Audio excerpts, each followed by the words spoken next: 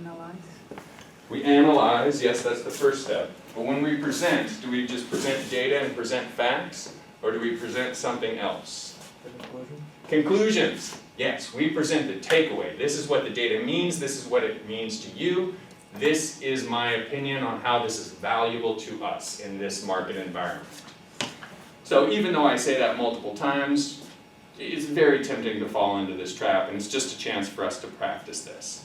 So start thinking about what that data might be, and at the end of the class next week, I'll give you maybe 15 or 20 minutes just to polish things up, meet with your team, say, all right, this is how we're going to use the stuff we just learned, and this is the conclusion we want to present, and this is who we want to present it. We want us to all come up and present. We want one person to present. Finalize those types of things. So maybe at the break today, you can form teams of 3, and between now and next week, just spend a little bit of time looking at that data, think about how you would present that conclusion. Any questions on that? All right, so let's get started with the material for tonight. So I'm going to quickly go over the thesis essay assignment, which is going to be due next week, a written conclusion assignment. And I'm going to just remind you of how that's going to work, see if you have any questions. We'll get that out of the way. And then we will get into the meat of our class tonight, which is preparing for these individual presentations. Before we start that, I will remind us the important things we talked about 2 weeks ago, that when we present, we want to have an objective, we want a purpose, something we're trying to do, accomplish. If we don't have a purpose, then we're just spitting words, and we don't want to stand up here and just say words. We talked about how that can help us with anxiety. We talked about how we can, once we have an objective, use conclusions to accomplish that objective. We'll do the presentations. We will critique each other based on the conclusion framework that we talked about last time. And then we will also start to think a little bit about the physicality of presentations. I found we don't need to spend the whole 2-3 hours just on conclusion stuff. We can talk a little bit about eye contact, a little bit about body language, think about how we can use that to make improvements. And then I will take you through some exercises to think about body language. Think about eye contact, think about hand gestures, and see how that helps us in our attempt to make a powerful presentation and present a conclusion to our classmates. We'll do some of those exercises. I've cleared out a little bit of space, sort of. To do those, you're going to have to be a little patient how it's going to work. And I will, throughout that process, probably have people come back up and try your presentation again and see how the new stuff we've incorporated works with that. Okay, so real quickly, let's review the thesis subheading format and make sure you don't have any questions as you prepare for your written assignment, which is due next week. I talked about this thesis subheading format to present a concise business essay. There are a number of components to this, and it all came down to a clear, powerful written document that I want you to practice write. The first go you'll have is next week, and you'll have a couple other opportunities to use this same format. I talked about how this is clear visually.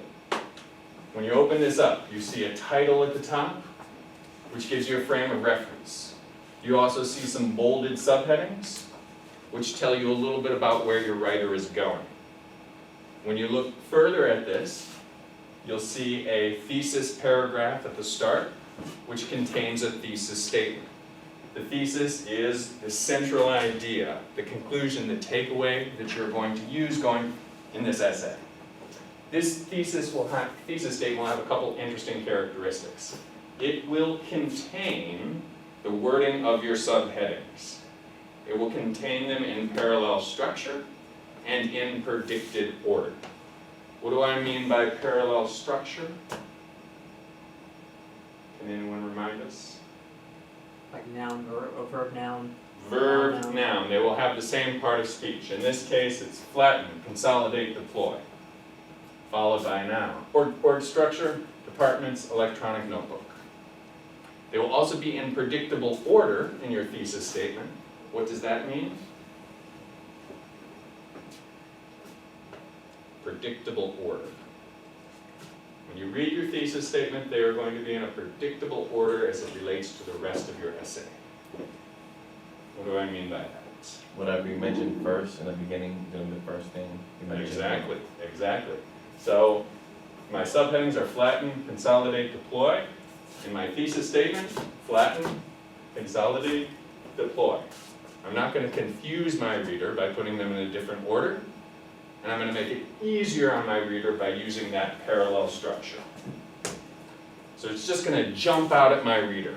My reader is going to see the title, have some sort of context, skim probably the subheadings, see where I might be going with this essay. The reader is going to dig a little deeper. She or he is going to see a concise thesis statement with a couple of sentences to put this in context. And then, as the reader gets deeper and deeper into the essay, she or he is going to read the subheading paragraphs, which are going to have a topic sentence at the start of each of them. What is a topic sentence?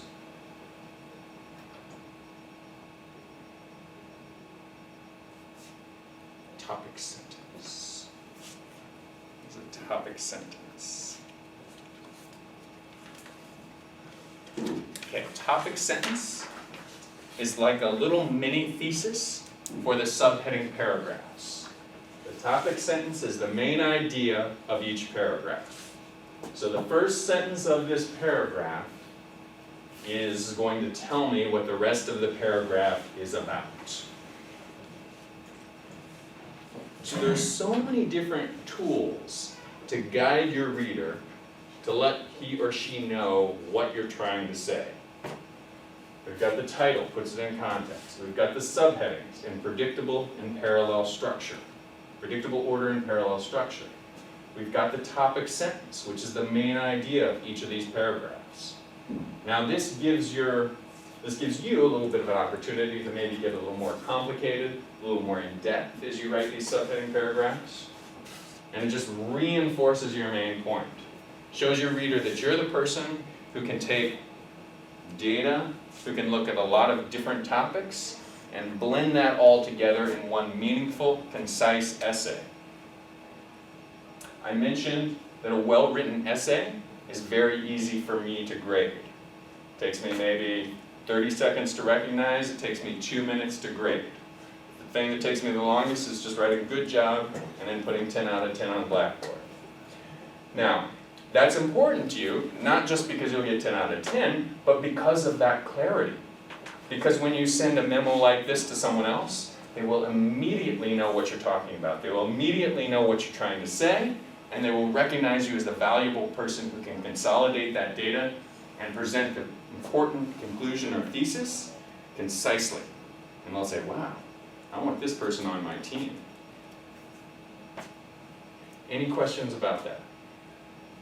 Yes? Question about the essay. What are we writing the essay on? Whatever you want. Could be business related, some people do something less business related. Let me tell you about my favorite, the important themes in my favorite movie. I've gotten that one before. As long as it's a clear, concise conclusion and I can see where you're going right away, that's fine. Any other questions? Yes? Good? So just 4 paragraphs, something similar to this? Yeah, I would say 2 or 3 subheadings. Any more than that may get a little complicated. All right, so that's your written essay, which is going to be due for next week. Okay, so then let's get ready for these presentations we're going to make tonight. I mentioned this idea of an objective. Can someone refresh? What did I mean when I said objective, and how does it help a presenter? What is an objective? How does it help us? Fatih, want to take a shot? Objective. Danielson, what is an objective? What it's about? No, I would say no. That's, objective is not what it's about. That might be the subject or the topic. But what is an objective? Why you want to do it? Yeah, what you're trying to accomplish as a presenter. I'm trying to give you this information. or I'm trying to persuade you to invest. I'm trying to calm you down so you don't sell all your stock. I'm trying to convince you that we should hire this candidate. So I have a purpose when I stand up here. And I mentioned last time, if you don't have a purpose when you're making a presentation, then I would suggest maybe you really shouldn't be giving that presentation. No one wants to hear you stand up and just say words. Think about what you're trying to accomplish with them. I also mentioned that having an objective forces you to engage with the audience, forces you to try, monitor, adjust. So if I have an objective that I'm going to accomplish, I have to try to accomplish it. I'm monitoring. I look into your eyes. Are you with me? Are you nodding along? Yes, then I'm going to keep going. Are you giving me a confused look? Right, then I'm going to slow down and I'm going to explain some things. It creates that engagement with your audience. I also mentioned how this helps with anxiety management. When we get nervous, we often think about ourselves being judged, and we tend to focus more on the words, the graphs. So anxiety causes us to worry about how we're being judged, us. It makes us look inward and makes us just try to focus on getting our words right and getting through the speech. Now what if instead of doing that, we weren't so worried about how we were being judged? We instead were focused about, are we accomplishing our objective? Are you understanding? Are you persuaded? Are you investing? What if we were focused instead of ourselves on our audience? Also, what if we didn't care so much about getting the words right? What if maybe we made a mistake on the graph and that's fine? That's okay. I'm more worried about whether or not you are persuaded, you are convinced, you are informed. Hey, how you doing? That often can decrease our anxiety because it takes our focus off of ourselves and reminds us that the presentation is about you all. We talked about how we can take this objective and formulate conclusions that are going to help us accomplish that objective. Just as I went over a minute ago, you're not the person who just lists data. You're the person who formulates a conclusion. And that's what you want to do when you're giving a presentation. All right, the conclusion is this pipeline is a bad investment, so my objective is to convince this company not to invest. We're going to support those objectives with facts, proof, premises, and we're going to bring them all together with logical conclusions. I mentioned some presentation techniques you can use to present conclusions, verbally and non-verbally. Verbally is fairly straightforward. I just reminded you of some simple language you can use to say what is important in your presentation. Based on this data, the conclusion is. What we can tell from this, what we take away, the interpretation.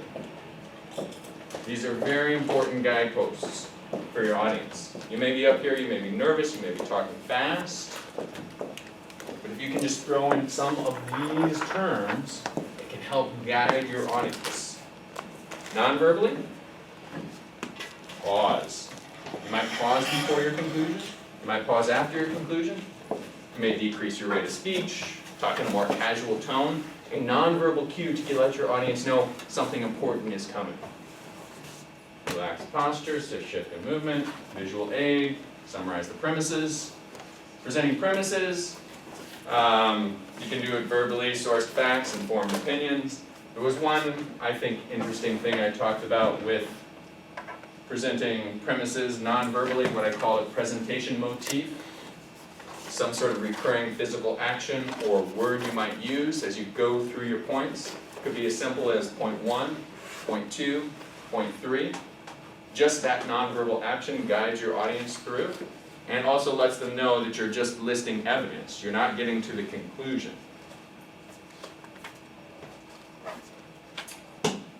Okay. Any questions about that review? So let's watch each other's presentations and let's critique each other based on that conclusion framework. And think about how effectively this person is giving us a conclusion. And then we'll keep an eye on the body language, eye contact stuff. And I will add that a little bit as we get into class. All right, so, let's see, let me refresh names. What's your- Maxine. Maxine, got it. Amanda? And Letitia? What's your last name, Letitia? Hackney. Hackney with an H, okay. There's 2 Letitias in class. And one wasn't here last week and is not here tonight. So, H. Letitia, Hackney. Tisha, Amanda, Maxine. Elsa, David, Wanda. It's Yoke? With like a G sound? Yoke. Yoke. Yoke. And Fatu. Okay. Yes? Orlando. You said Armando. Sorry, Orlando. Got it. Want to make sure. Orlando. Got it. Sorry about that. Okay. All right, great. So, whoever wants to go first, excuse me, Maxine. Okay, Letitia wants to go first. I like going first. Think we get a volunteer to go second? All right. Orlando. And Amanda can go there. You can wait until the garbage is, let's go.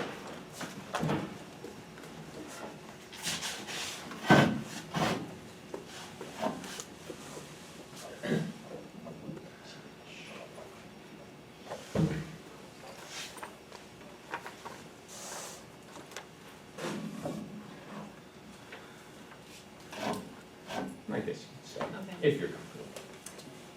So my presentation, well, good evening, everyone. My presentation is on motherhood.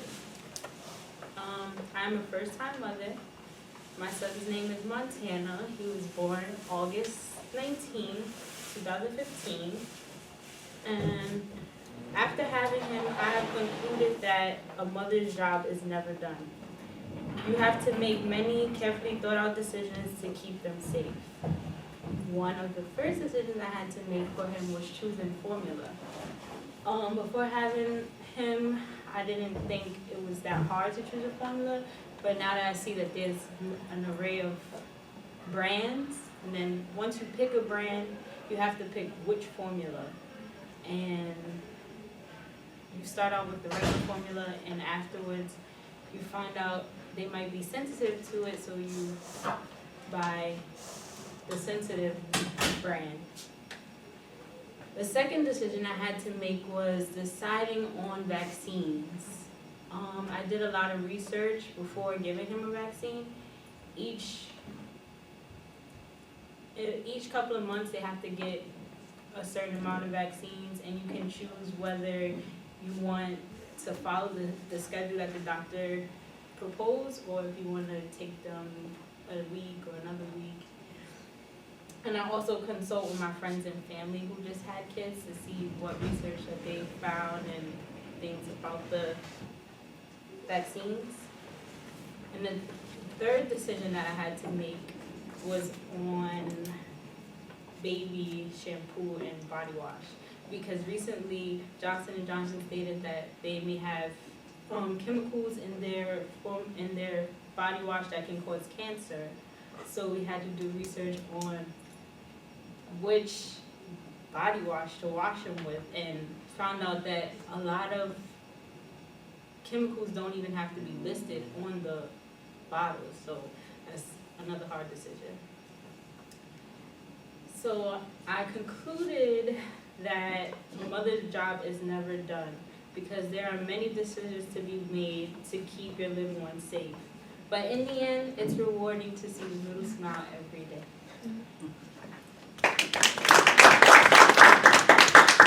Excellent, Letitia. You can go ahead and have a seat while we throw out some comments. Comments for Letitia?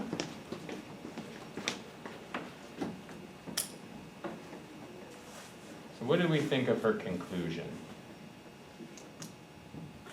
Was her conclusion clear? Yes. Yeah, I think she said at the end, in conclusion, so that was clear. I don't think she said that at the beginning though, did she? She did. Yes. She did? She said it? My conclusion is going to be that okay. Okay, all right, so how do we like that conclusion and how she supported it? Should I go support? Yeah. should list the reasons why motherhood, like nonstop, you know, keep on going. Okay, all right. You know, it didn't move me as a powerful conclusion.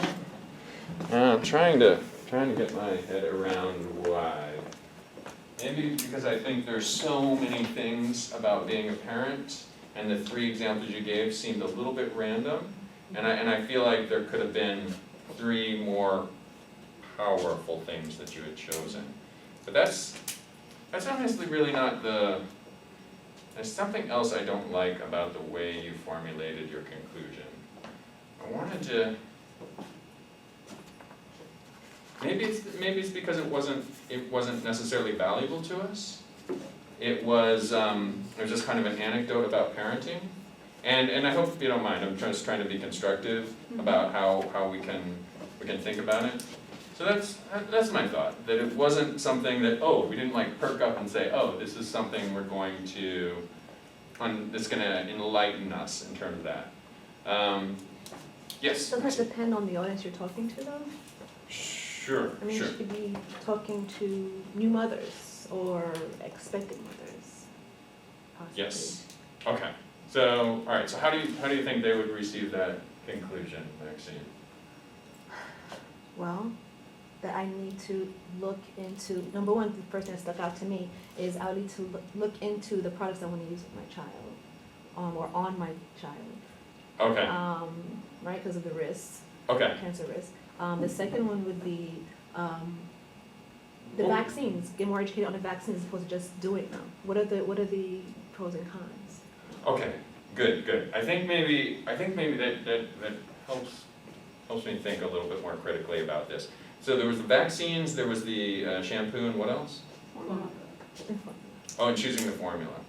Okay, so maybe her conclusion was and could have been, let me tell you about 3 things that are important to the safety of your child. Okay, these are critical decisions. You may not have known that in shampoo, they don't put the actual formulas, they don't put the ingredients on that could cause cancer. All right, so that's one thing that's very important for you to think about. Also, we need to think about formula, or she could have started at the beginning. My conclusion are there are 3 things that are key for you to think about that you may not think about. Formula, vaccines, and shampoo. So let me tell you about the problems with those that you need to be aware of. I think that would have brought a different level to this presentation. What do you all think? All right. Good. Okay. Next, Orlando.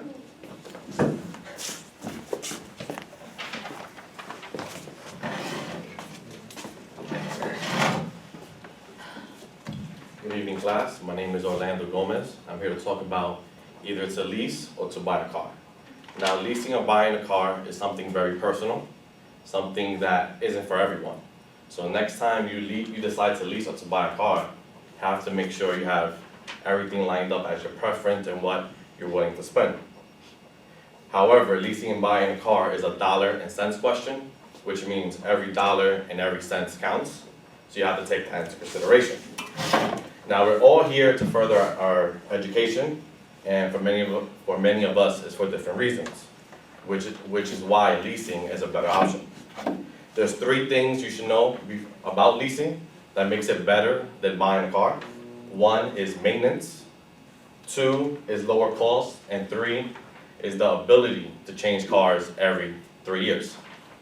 Now, for maintenance, your car maintenance is very expensive. So now when you lease it, you have the ability to get a free car maintenance for your car up to 2 years, or the first 4 oil changes and tire rotations.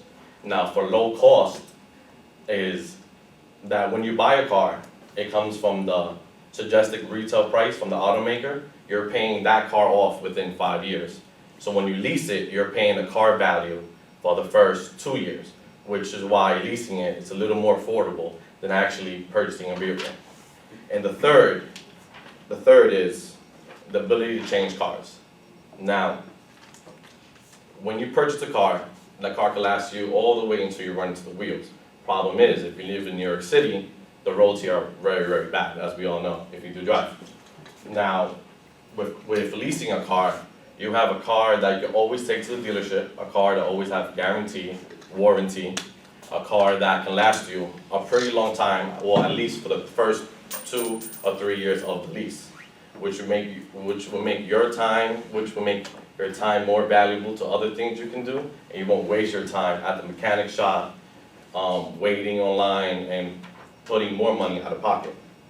So what we take from this is that eventually leasing will save you more money and time, because you don't have to worry about the nuances of an old car.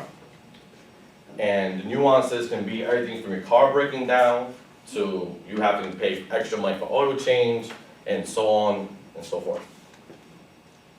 So before you decide to lease or to buy a car, think about the maintenance, the low cost, and the ability to change your car every 4 years.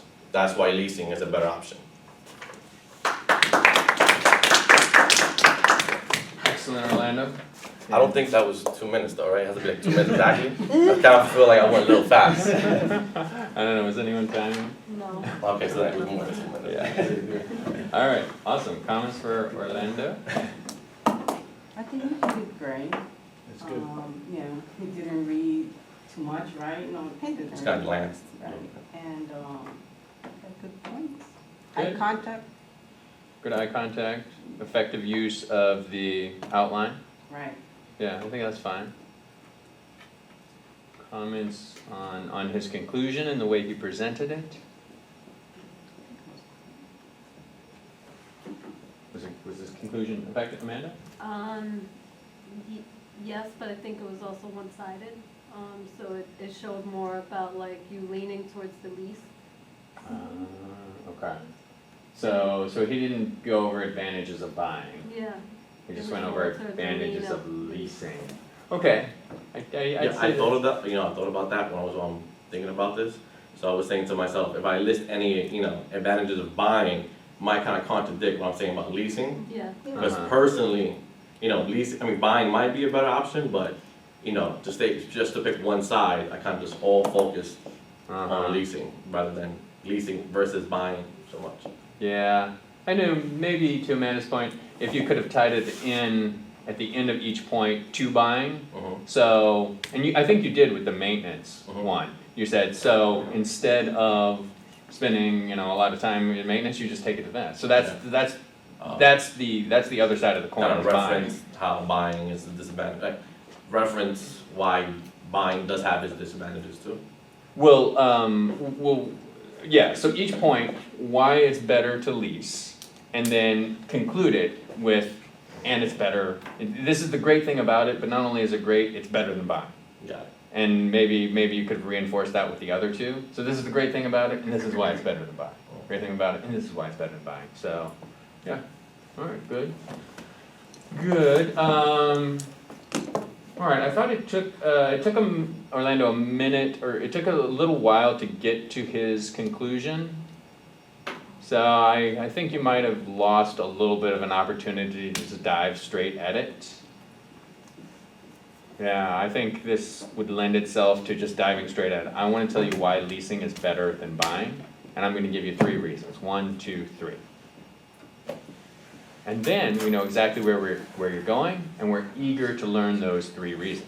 We're like, wow, we're going to really get something out of this, and it's going to be those 3 things. I think I understand why you talked a little bit about the context at the beginning, and that's fine. But I don't know. I would have liked to see you jump straight for it. Anyone have any thoughts on that? Did you appreciate the 30 seconds or so at the beginning of or Maxine liked it? Yeah, kind of Alright. personalized it. Personalized it a little bit. All right. Someone with less of an agenda jumping at us maybe. Okay. Good. There was a little shifting and swaying back and forth. Did anyone notice that with his body movement? Yeah, we'll think when we do some of our exercises later how we can stabilize, and I think that's going to make a difference. We'll do some body language exercises and then we'll get you back up there and see how that makes a difference. Okay. All right, Amanda.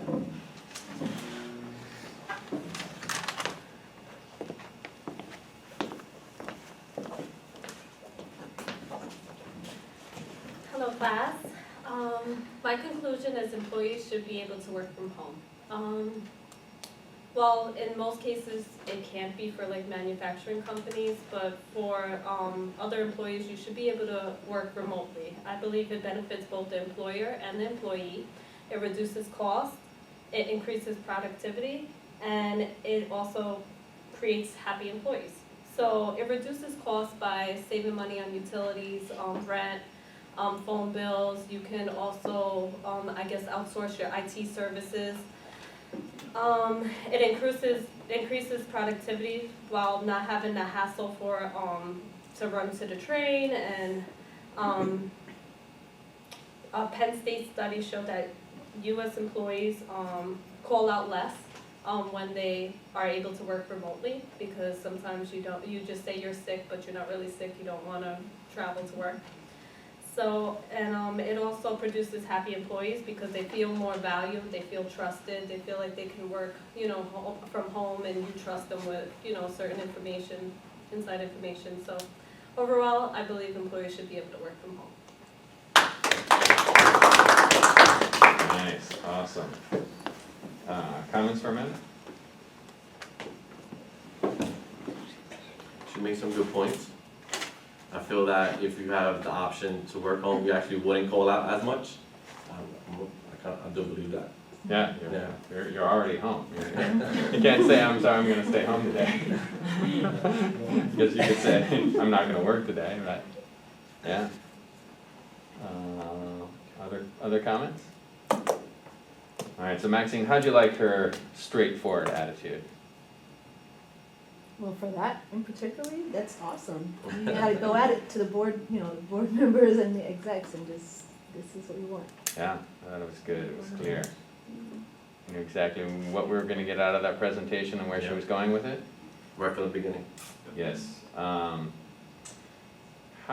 did you like her use of notes? How did that play into her effectiveness?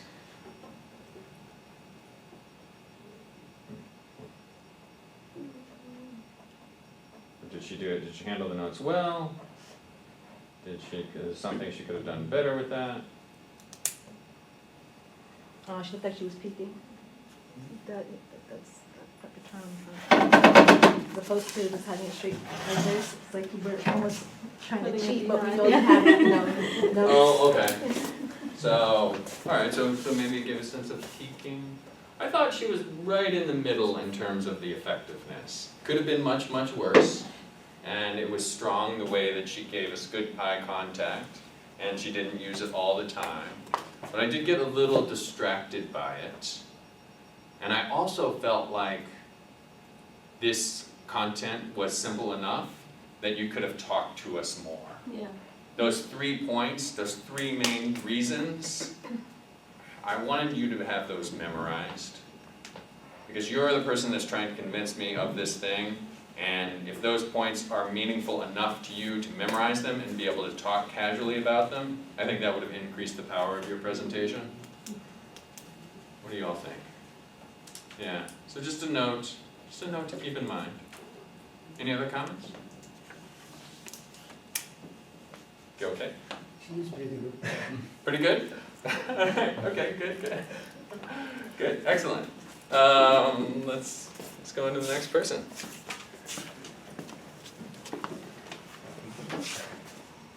Volunteer? Oh, okay, David, thanks.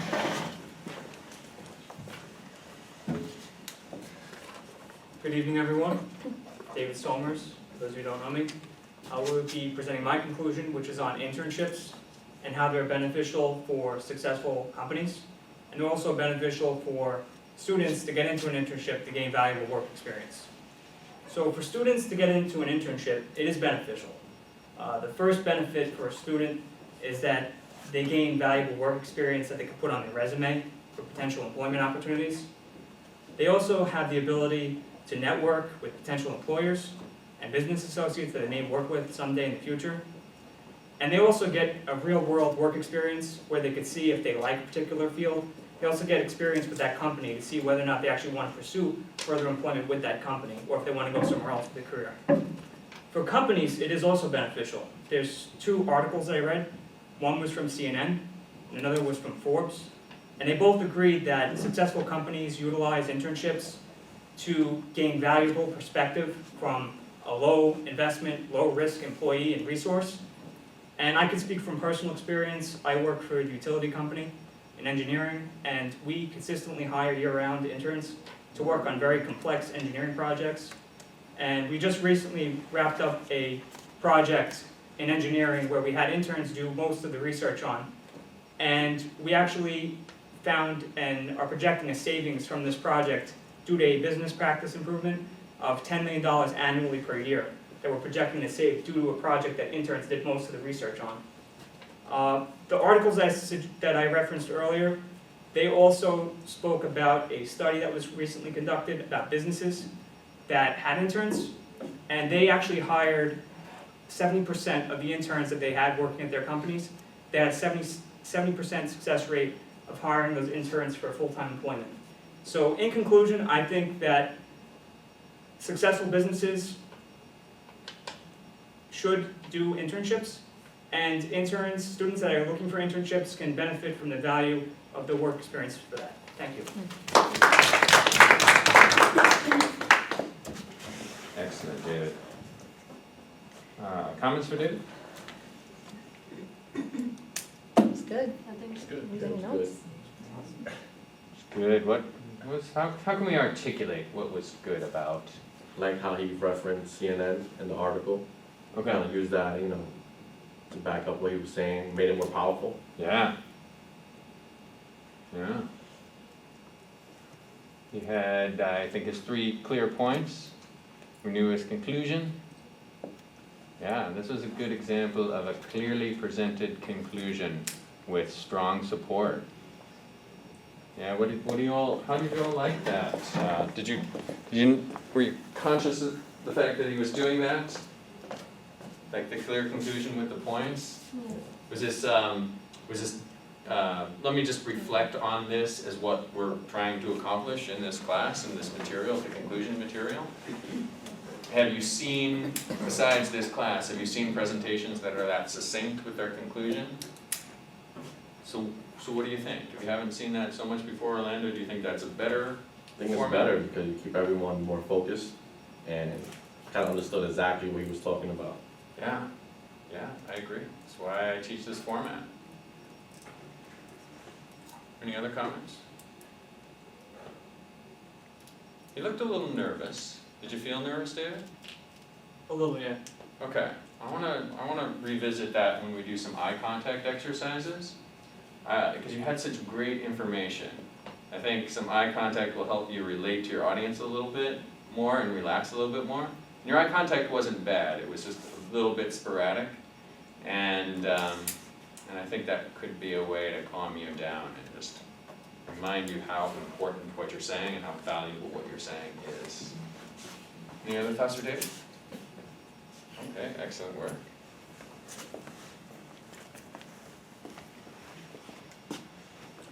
Oh, go for it, Maxine.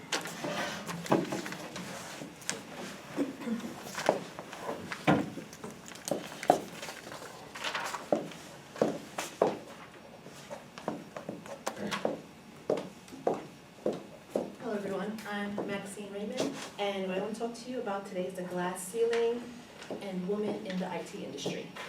I'm just going to read an excerpt for you real quick. Women have been active participants of the workforce and contribute to the economy for many years. And according to the U.S. Census, 51% of women actually are working, and it's helping with the economic flow within the industry.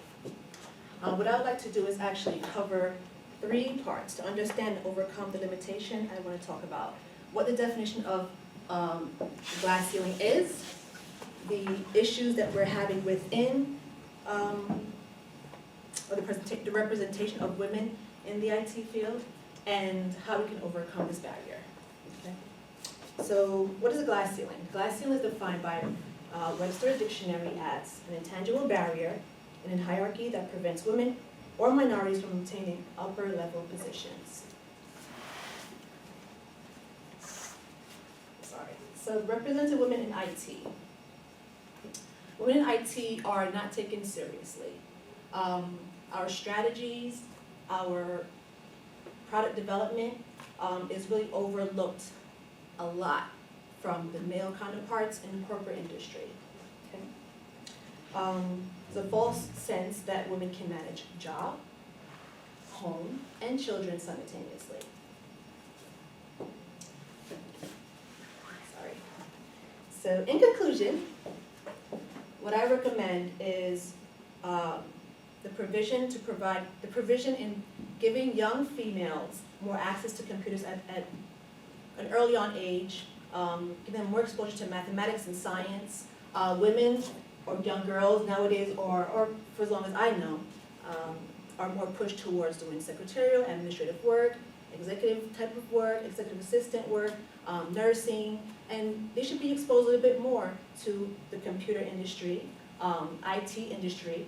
And I believe they open up that field a little bit more for young girls. It'll open up a vast opportunity for women, pushing us up further in the IT management industry chain.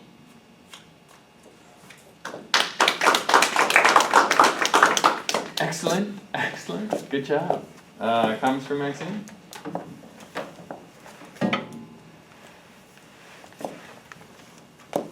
Interesting topic, very valuable topic. Yeah, so what was her conclusion?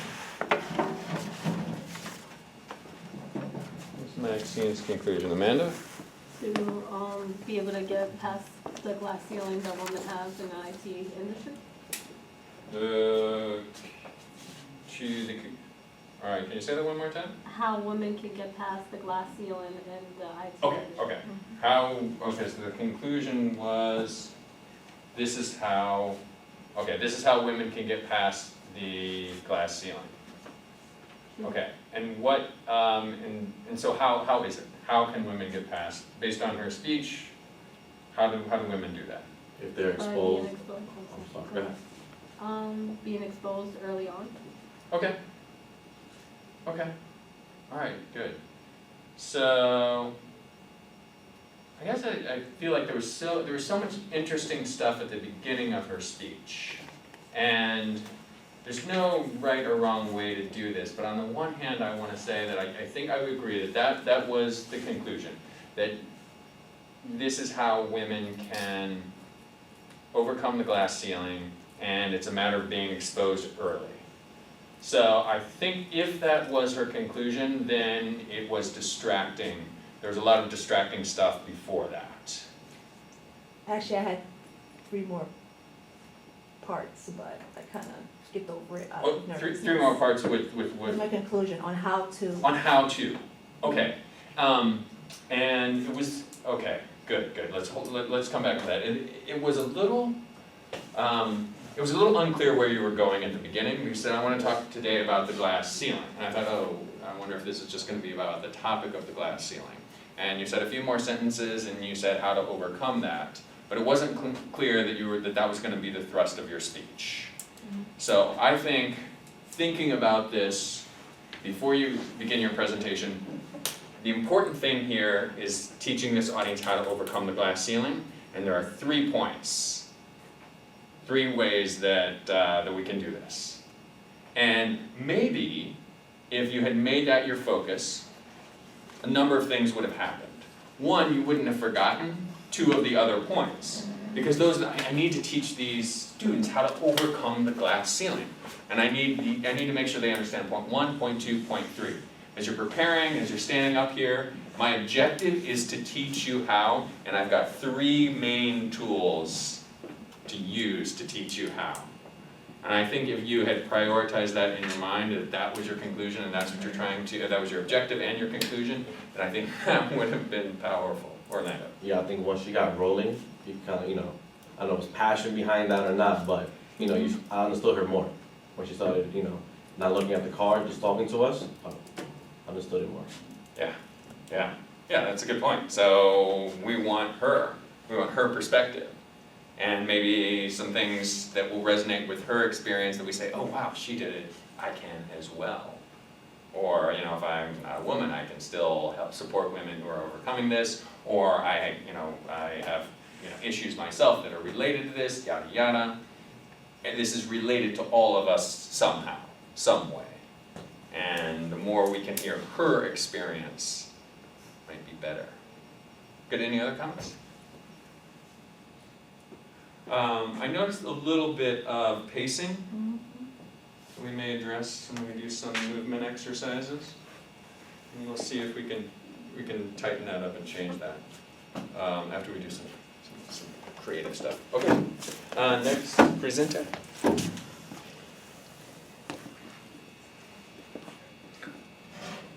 Bati?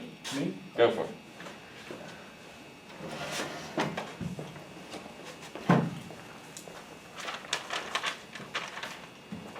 Hi everybody, my name is Fatih Yilmaz. Today I would like to explain why we should live in Jersey instead of New York City. We have a couple reasons for that. First of all, actually I got 3 reasons for that. First, cost of living. Second, taxes. And third one is quality of life. Let me explain first, cost of living. If you live in Jersey City, you don't have to pay $2,000 for windowless apartment. With the same price, you should live in luxury condo in Jersey City. And also Jersey City, pet rate makes more accessible to Jersey City, most of part Queens and Brooklyn. For example, if you take the pet train from Jersey City to Manhattan, it takes like 15 minutes. But the other parts of Brooklyn and Queens, it takes probably at least 20-25 minutes. And also, cabs are cheaper than the Manhattan. And the second one is taxes. If you live in New York City, you have to pay high taxes, which are city tax, state tax, and sales tax. City tax not in Jersey, and state tax 4% in New York City, in Jersey City 1.4%. And sales tax 8 in New York City, in Jersey City like almost 7%. And also gas prices 20% cheaper than New York City. And the last one is quality of life. Northern Jersey, according to Forbes magazine, Northern Jersey one of the 10 safest places in the US.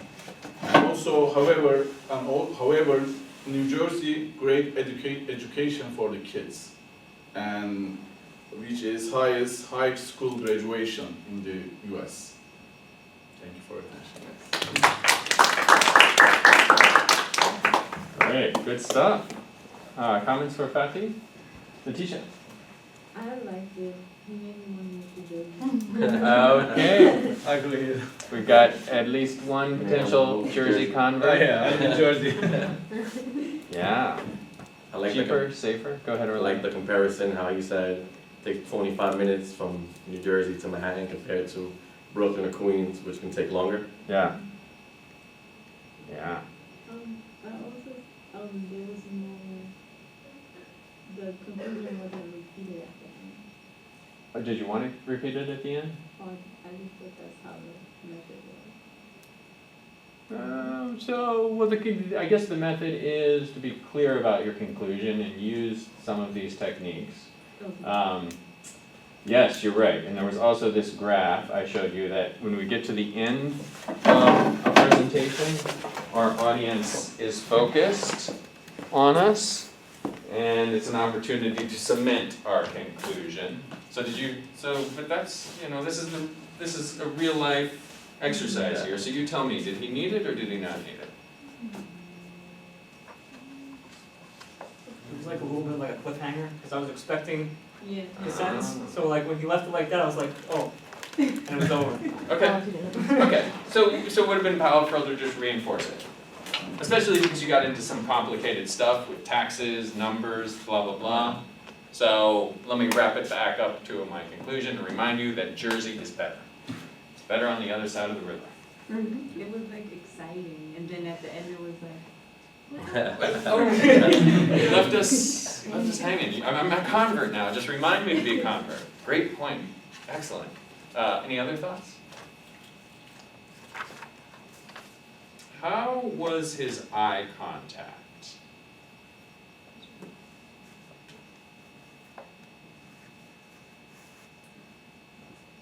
it good? He was looking at the audience consistently. Did anyone notice where he was looking the whole time? Yeah? Was he looking at you the whole time? Was he looking at you the whole time? He was looking right at me pretty much most of the time. Did no one else notice that? Did it make you feel left out? No? Okay. Okay. Okay, you picked a good topic, so it's kind of like, even if he wasn't, looking at you, you just kind of just wanted to listen anyway. All right, That's how I okay, good. Okay, all right, so I would suggest it could have been more powerful and you might have felt even more included if he had spread the eye contact out a little bit. And you might wonder, like, why is he looking at this person all the time? Is he trying to get this guy to move to Jersey? Or is this the decision maker and I'm not as important? Those things could come up. And after we do some eye contact exercises, we'll have you come back up and try that, and we'll see if we think it makes a difference. All right, so I think we just have two. All right, you okay? You go for it?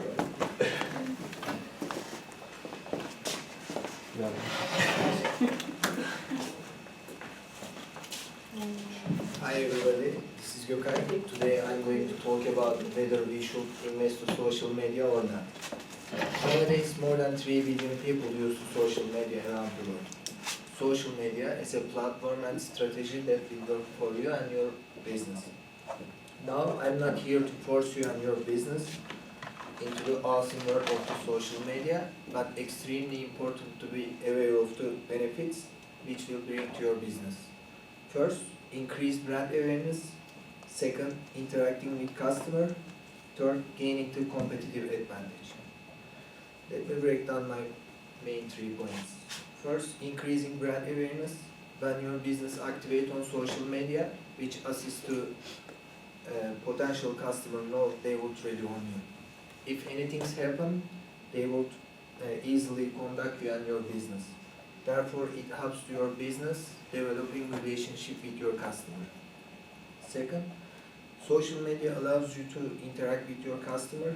62% of people are more likely to engage with companies that use social media, and 15 million consumers go to social media before making a decision to buy something.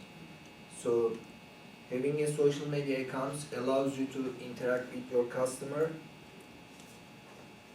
So, the final reason, social media lets you gain the competitive advantage. If you use correctly, social media can help you boost your search ranking, provide better customer service, and connection with new business partner. In conclusion, as you know, investing in social media is so significant for you and your business because of social media helps to raise brand awareness. It allows you to communicate with your customer. Finally, it helps you to take the competitive advantage. Social media is a necessity, not a luxury. Thank you for your attention. Excellent. Comments for Gökay? I didn't think he had to repeat the 3 at the end. I think just the overall conclusion could have been fine. Okay. So Amanda, you, instead of listing, what was his conclusion? Let's start with that, Amanda. That social media is important for a company. Okay, good. And then there are 3 reasons why social media was important for a company. And Amanda wanted just to hear for those reasons, social media is important for a company, rather than listing all 3. So what? Again, because he Yeah. already did it. Because he already did it. So it was repetitive, monotonous. We didn't need it. What do you Maybe think, if you Max? would have added a little more fluff between once you listed in the conclusion, then it would have sounded a little better. Okay, so, alright, so maybe the comment is, he said my conclusion is, he started out, my conclusion is a business should invest in social media. He gave us 3 reasons, and then went straight to, so my conclusion is for those 3 reasons, and it was just kind of a mirror image of the same thing. Okay, yeah, so let's see, how can we avoid that? one thought I had when you listed the points at the end, like you listed them in detail. And that may be something that could have helped you with this issue. You could have had just 3 words for social media. It's beneficial for businesses because of profit, customers, yada yada. And then you could have talked about those a little bit more in the meat of your presentation. And then when you got to the conclusion, you could have just said those 3 words again. What do you think about that? I like that idea. That would have drawn us in a little bit more, maybe not feel as if you're being too repetitive. And one thing I'll add to that is or let me ask you this, how were you doing this presentation? Were you reading word for word? Okay, were you reading word for word? Yes. Okay, so I think, how did we like that? How did that help his performance tonight? Reading word for word, was that an effective choice? It would have been for me, but honestly, with the repetitiveness, I think it's okay because based on the last class and the scale and when people drop off as far as their attention span, he may have had to repeat it because, in the beginning or in the middle, probably lost a couple of people. Okay, yeah, so it's valuable that I think he did. But I agree with the point that it could have been more concise and would have been powerful if it was more concise. And I think reading it word for word may have worked to his disadvantage. So first he reads us this complicated 3 points word for word, and then he does conclusion, and then reads us the same complicated points word for word. So, in general, I don't think reading word for word is the most effective way to reach your audience and persuade your audience. They want to hear from you, the expert who has thought about this, and what have you concluded? And I'm going to talk to you. I'm going to tell you, based on my expertise, based on who I am, based on my industry, and based on how it relates to you, I'm going to tell you. I'm just going to talk to you. I'm not reading word for word something that I looked up on wherever. And I'm not saying you looked it up on wherever. I think you just probably chose that way to make an effective presentation. But I feel like it would have been more powerful if you had used a little bit more of a casual tone. And if you had thought about how can I summarize these 3 points with just 3 words, then I think that would have made you feel more confident talking casually. What do you think? Okay. Good. Any other comments? There was a little bit of a kind of a pacing issue. Anyone notice it? He was kind of stepping forward a little bit here, and then he would step back and forward a little bit, and that can be distracting. And we'll think about how you can avoid that. And then just give us your casual words. All right. Good. Nilsa? Finish it up for us? I don't want to go. Oh.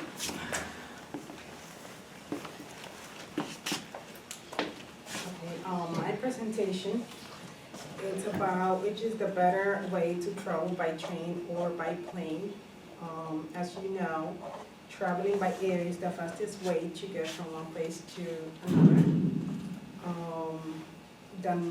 This mode of transportation is convenient because people can buy airlines tickets online or by phone.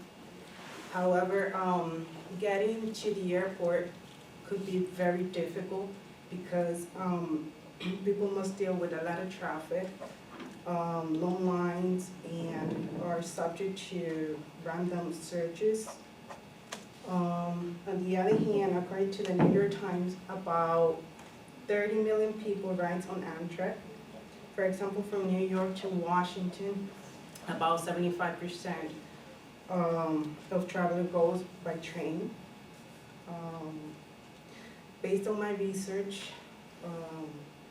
most of the time Amtrak offer fares cheaper than airlines. Today, more and more people are opting to travel by train because they save time and don't need to deal with TSA at the airport. People save money traveling by train because Amtrak provides inner city service. Amtrak allowed 2 large carry-ons and 2 check bags at no additional cost. To conclude, I personally think that traveling by train is the best option because it's environmentally friendly, no extra fees, and city-to-city service, more seats, leg room, and food service option than airplanes. You don't have that option. You don't have a menu on the airplane. Thank you. All right, good. Sorry, I wasn't supposed to read. Oh, that's all right, that's all right. Things happen when I'm not so when we used get to it, into too. real life. Yes. And we adjust our strategy when we get nervous. It happens to everyone. So a lot of good stuff, a lot of good facts, good information there, a good conversational tone. Like even though you were looking down reading a lot and there was a little anxiety that got in your way, there's still, I got a sense of a conversational tone and a perspective that resonated as true. Like I got a sense that this meant something to you, and I think there's a lot of good information there. So what was her, let's think about how you could have taken that good tone and good information and maybe formulated it a little bit differently. What was Denilsa's conclusion? Yes? Or traveling by train is better than airplane. Yes, all right, so when did that become apparent in her speech? This is, again, You heard it at the beginning? Did she say it at the beginning? no. I just heard it I at the thought I heard it end. at the beginning. You thought you heard it at the beginning? I think, yeah, I think she said in the beginning, and then she lists the 3 reasons why. I don't know. Did she, I thought she said she was gonna talk about train versus airplane, and then she starts right in, we all know that air is the fastest way to get somewhere. Yeah, but then she started giving all the cons of flying. She didn't give any cons of the train, so you automatically just pick up that she's going towards. Oh, the train is okay, good. right? So if we listen carefully, we get a little, if we're detective about it, sort of a little murder mystery feel. Oh, I know where she's going, I know where she's going. Great points, but we don't want to make our audience work that hard. We don't want to make them, wonder where she's going, wonder where she's going. So the conclusion, I think, was very confusing, because she didn't really state it at the beginning, and also because she started off, her very first point was air is faster.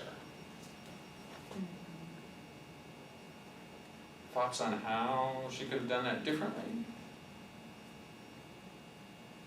Should have added the conclusion to the thesis. At the beginning?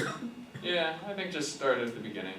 Instead of saying, I want to talk to you about air and train travel, say, I want to tell you why I like traveling on a train. That could have been the first line. I would have liked that.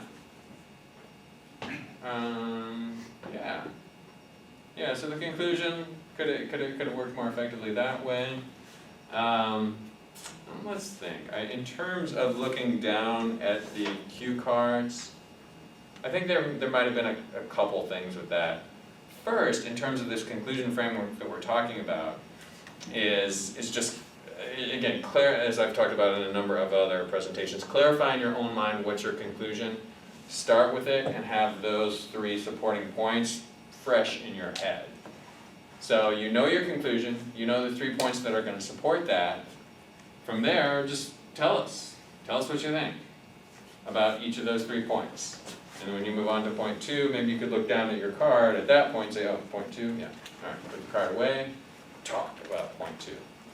Orlando? Yeah, I think she had so much information that we kind of had to look at the card. That's what I think. I don't want to have so much information, I kind of just have to read, because I won't remember everything. So if she would have condensed it, maybe just a little bit, or say the key points, that would have been good too. Okay, fantastic. Any other comments? All right, let's take a quick break, and then we will come back at 7:50. That's about a 7-minute break. Is that good? So relax a minute, form teams of 3, 1, 2, 3, 4, 5, 6, 7, 8. So maybe 2 teams of 3, 1 team of 2 for the team graph presentations next week. And then we'll start with some body language stuff at 7:50. I think we have the teams. In the team, I think I actually. Team, only thing is that they might not be, well, I'm not gonna be. We might not be. Yeah, I'm gonna speak to him. Your Well, if there's a favorite. way I can give you all the work, Yeah, we or spoke we're on gonna the make it, favorite. so we don't present next week, right? We present the following week? Mr. Powers loved you. He Oh my always gosh. just, like, picked you. You guys He are wanted you to 25 argue, days. but I yeah. know. You know what it was? Yeah. But I asked, I was like, what? My facial expression. But I Mhm. can't help. So that's So why I we do kept looking present. at you like you was just Okay. like, so I was like, all right, this is cool. So what's Because class that's what four I'm saying, it says? depends on the off ones you're speaking to. I'm from technical mom, so I get it. Okay. Yeah. You know? And he's like, he didn't get it. I felt like he don't have a choice. Yeah. He's like, well, it depends on. Yeah, I think he was just trying to figure out what to like criticize about everyone, just Mhm. constructively, so you know like little things to work on. Oh my, I threw myself right out the door. That's why I always. I had it all set up and I Me just too, like, I was like, forget it, I'm I just gonna started be done. stumbling over But that's words. why I like going first, because if I sit here and watch, I get so nervous that once I go up there, I'm just like, I don't know what to say anymore. So I'm just like, I have to shock myself, like, now I'm going. Just go and not think about it. You did the right thing because that happened to me, like, I was ready. Yeah. Then, You see everybody, you see all the criticism that he's given back, Right. and you start trying to figure out how to work on those. Oh, things. no, for real. Yeah. That's How how I thought, I it's was like, true. oh, I can't do this. Oh yeah, I and then I can't don't say want to go after somebody who's amazing. And I'm like, oh. I Right. fucked up. It's starting to get fun though, Yeah. no? Like, it's like adrenaline rush. I don't know. I've been having trouble with this since high school. I don't know. Oh, I used to shake. When I'm an old lady. used to be so bad. I used to shake. I I used got a to lot better. find like ways to get out of it. Mm-hmm. And even with work. And I think that hindered me a lot. I stay finding ways not to present. And let somebody else do it, let somebody else do it. Because I get the material, but But you don't want to go back to fuzzy. no. Do you So work I in had the to- I had to IT get over that. field? IT director. Okay. So, I mean, I've been in IT field for 20 years. Mm-hmm. But for that main reason, a lot of men, when I started school, the professors, a couple of the professors, it was like, oh, you can drop this course and you should try to do executive admin. They try to push me into that secretarial sector. And I was like, no. Yeah. And they said, there's not many women in this field, you're gonna have a hard time. I said, that's the reason why I'm gonna stay. Mm-hmm. That's ridiculous. Yeah. Yeah. There's definitely not a lot of people, not a lot of women in the field either. But when I went to college, they used to try to promote you to do it, like women. That's good. And I was trying to get my little sister into it because I really like it. Mm-hmm. I don't really understand the whole coding thing. That's why I didn't really. Yeah, I don't do coding. Yeah, so I was like, oh, once I seen all those, like, I took a few courses, I was like, oh, no, this is not happening. No, but IT is so So vast. big, yeah. You can pick I did like a coding. business analyst internship, Mhm. which is similar to like you do a lot of like systems and stuff like that. So I like that. Projects. Yeah, project management. So, good job. And a lot of like even I do I'm a financial analyst, but I did like a lot of system administration and stuff and like implemented different programs and stuff. So it's like I had to do a lot of IT, yeah. then, But Mhm. not with the coding. I don't know how the whole back end goes. It's okay. But you don't see a lot of women in IT. Oh my God, you've got such You a don't really great see a lot of personal women touch though. in the C class. You don't see So, upper management. we saw that, Yeah. even though there was some anxiety. It's still like that. And they outsource Anybody, it. it's So fine. it's like it's not But even when a I lot get of to the people in the front, US that's in forget IT about it. anymore. Alright, Or, well, you know. What I'm depends gonna on give the you some company. A lot of companies are opportunities very to practice. strong on, being in-house. But even when you outsource companies don't have a lot of women. Yeah, yeah. Yeah, I mean, it happens to everyone. Because I know when I worked at Absolutely a everyone. bigger company, Penny Bowes, they Mhm. all of their IT was in India and it was all men. Oh, man. It's always like that.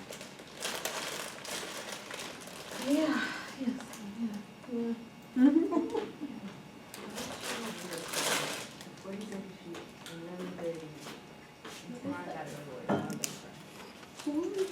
I'm still nervous and I'm done. You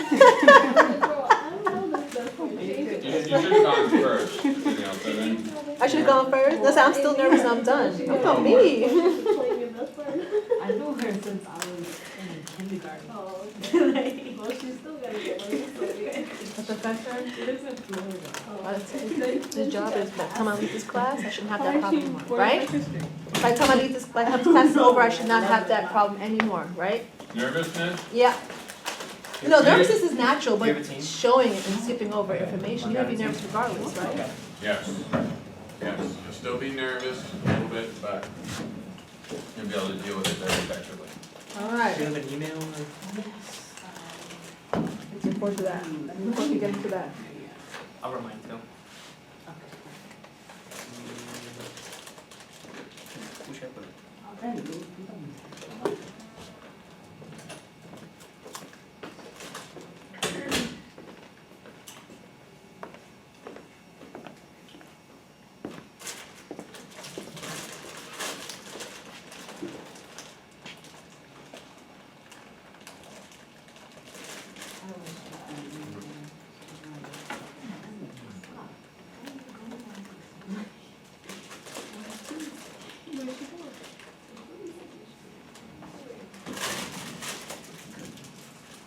That's fine.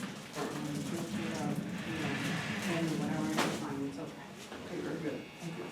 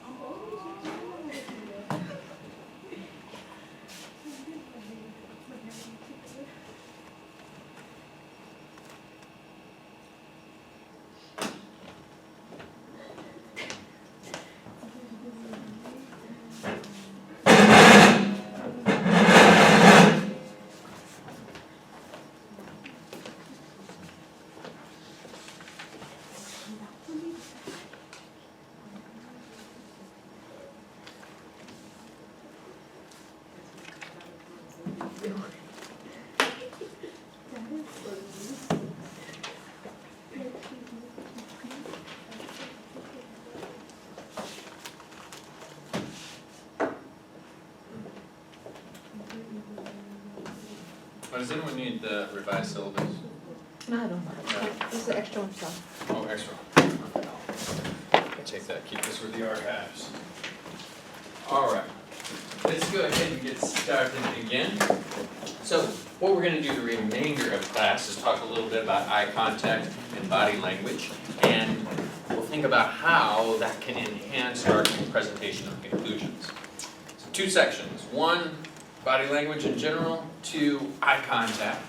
Talk about each of those, then I'll have you guys come up to your presentations a little bit. Again, not the whole thing again, just as it relates to the exercises we're doing. So let's first talk about body language. I gave you all a number of notes. I mentioned sometimes some folks are doing a little bit of pacing like this. We had a little bit of kind of wandering like this. We had a little bit of hands behind the back and hands coming back in a way that was a little bit distracting. So let me ask you, what is the benefit of using good hand gestures? What can they do for us when we make a presentation? How do hand gestures help us present effectively? Emphasize on different key points. Emphasize the content, exactly. Sales are increasing, costs are decreasing. Emphasize the point. Yes, they also visually entertain our audience. They also allow the presenter to get a little bit more physically engaged. So if you're just sitting and not moving with your hands, your tone of voice might be a little bit lower, your energy might be a little lower, but when you give yourself permission to engage with your hands, it opens up some energy for you. So the question with body language and hand gestures is, what do we want to do? How do we use effective body language? And I'll tell you what I think the answer is, because it's pretty straightforward. You're not going to argue with me about my opinion on this. It's just, how do we get at that? So the answer to the question of what kind of hand gestures we want to use, I say we want to use hand gestures that are natural and appropriate for our content. Now, where it gets difficult is, what's natural? How do we do something natural? Well, I feel like what happens when we give a presentation is, when we get nervous, we forget what we do naturally. We forget what we would naturally do with our hands. So I've got some exercises that are just going to energize us and think a little bit more about, okay, what do I naturally do when I'm trying to communicate something with our hands, and how can I make that appropriate to our content? So I've got a few body language exercises I want to take you all through, and I'm thinking we'll do it up here. Let me put this up. Get this out of our way. No? There we go. Okay, so let's have everyone come up here, and let's see if we can all fit in a circle right up here. Let's see. Yeah, I think we can do it. It's going to be a little bit close corners. I tried to move these earlier, only to realize they were literally bolted down. If you look at the floor, you don't imagine that they would be bolted down. All right. So this first exercise is called Zip, Zap, Zoom. What we're going to do with this is, we're going to pass around an imaginary ball of energy with a clapping motion, and we're going to use words. We're going to use zip, we're going to use zap, and we're going to use zoom. So let's spread out the circle just a little bit here. Yeah, just go ahead and go. Yeah, just go move down, down. Make sure you have some space to kind of get in. So see we have gaps here. So yeah. So you have some elbow room. So the first step of this, I'm going to show you the zip part. We're going to pass this imaginary ball of energy by saying zip and clapping our hands, and we'll just pass it around in the circle this way. So it starts out zip. Zip. I'm sorry. Zip. Zip, exactly. Zip. Zip, Zip. Zip. Zip, Zip. zip, Zip. zip, Zip. Zip. zip, zip. Okay, good. All right, so we want to think about some physical engagement. So Orlando, come off the wall. Come off the desk. I want you in a good position to receive this energy and pass it on to someone else. Let's get a little bit of a forward leaning, like we're trying to communicate something important to people. So we can physically just lean forward and look in their eyes when we make this move. Zip. Zip. Yes. Zip. Zip. Yes. Yes. Zip. Zip. Zip. Zip. Zip. Zip. Zip. Zip. Zip. Zip. Zip. Zip. Zip. Zip. Zip. Zip. Good. Did we see a little more physical engagement? Wow, that was a big improvement. So let me show you step 2. As this zip goes around, anyone at any time can reverse the direction of the energy by saying zap in the opposite direction. So let's zip all the way to Maxine. Maxine, when it gets to you, you're going to zap back and go back. And then when you get zapped, you start zip again, and so the zip will come back this way. Make sense? Zip. Zip. Zip. Zip. Zip. Zip. Zap. Zip. Zip. Zip. Zap. Zip. Zip. Zip, zip, Zip. Zip. Zip. Zip. Zip. Perfect. Third piece. Anyone at any time can zoom to anyone across the circle. You just can't zoom to the people right next to you. So let's try this. Let's zip all the way to Maxine. Maxine, you're going to zap back. And Orlando, when it gets to you, you're going to zoom to someone of your choosing. Okay. And whoever you zoom to, that person starts over at zip at one direction of their choosing.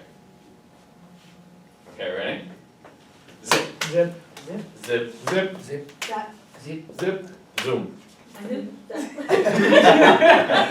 Okay, when you get zoomed, you must go back to zip. Okay. And then you go one direction or the other. Okay, so let's just try it free form. So, yeah, we'll just try it. Do whatever you want, zip, zap, or zoom, and we'll get the rules down. Zip, Zip, zip, zip. Zip. Zip. Zip. Zip. Zip. zap. Zap. Zap. Zip. Zip. Zip. Zoom. Zip. Nope. Oh, yeah. Zoom has to be across the Yeah. circle, Yeah. zap is back, and David, when I zap you, you start back at zip. Zip, okay. Or you could go to zoom if you want, that's an advanced move, but you can't zap, you can't zap a zap. Okay. Okay, start us off, Rowena. Zoom. Zap. Zip. So zip, so if you're going to someone next to you, it has to be zip. Alright. Zip. Zip. Zip. Zip. Zip. Zip. Zoom. Zoom. Zoom. Okay, you can't, also,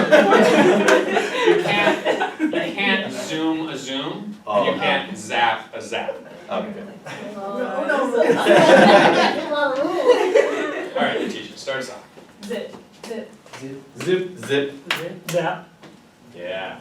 Zap. Zip. Zip. Zip. Zoom. Zip. Zip.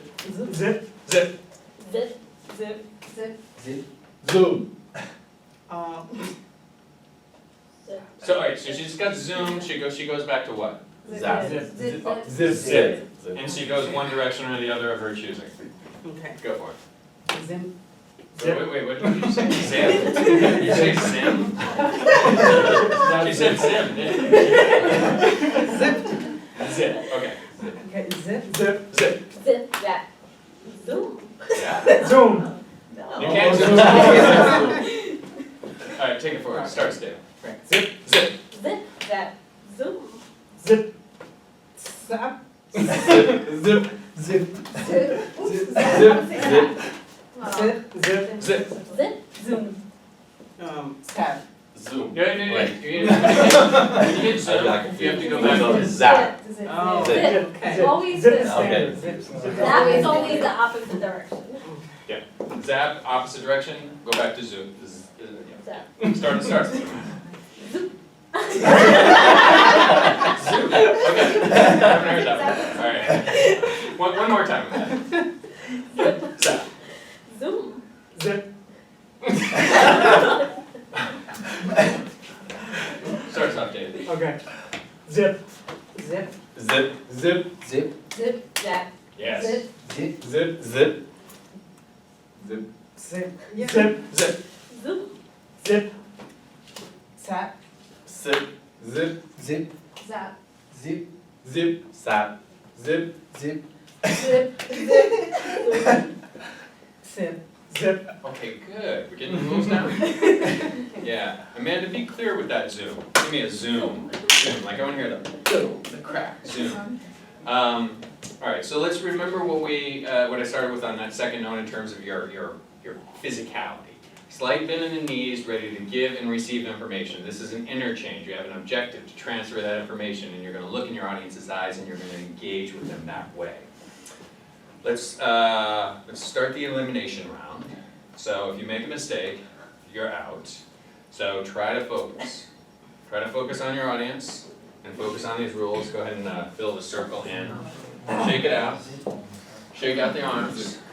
Ready to play soccer, play football, play baseball, something. You're ready to do something physical. All right, start us off, Amanda. Zip. Zip. Zip. Zip. Zip. Zip. Zap. Zip. Zip. Sip. Zip. Zip. Zip. Zip. Zip. Zip. Zap. Zip. Zoom. Zip.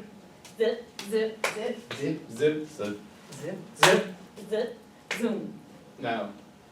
You can zoom. You can zoom anytime, right? Zoom. Yeah. Oh, I'm sorry. Yeah. All right, give me a bend in the knees, Letitia. Yeah. All right. I don't see you. Yeah. So, zip, right? Yep. Go for Zip. it. Zip. Zip. Zip. Zip. Zip. Zip. Zip. Zap. Sap. Zip. No. Okay. So you zapped the same direction. Always Yeah. zip. Just step out. Okay. Okay, Maxine, start us off. Zoom. Zap. Okay. Start us off, Maxine, and start off with the zip. Okay, I'm sorry. Zip, Zip, Zap. zip, zip, Zoom, Zip, Yeah. zip, zip, zip, zip, That, zip, zip, zip, Zip. zap, Zoom. zip. Oh, okay. Start us off with did you the zoom with that?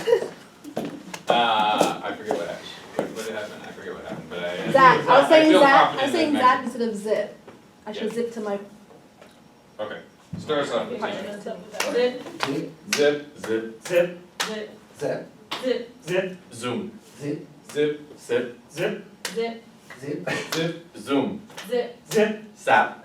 Ah. Oh, zap the same Zap, direction, yeah. yeah, that's alright. what I did. Alright, so our 4 finalists.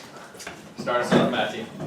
zip, zip, zoom, zip, zip, zip, zip, zip, zoom. zip.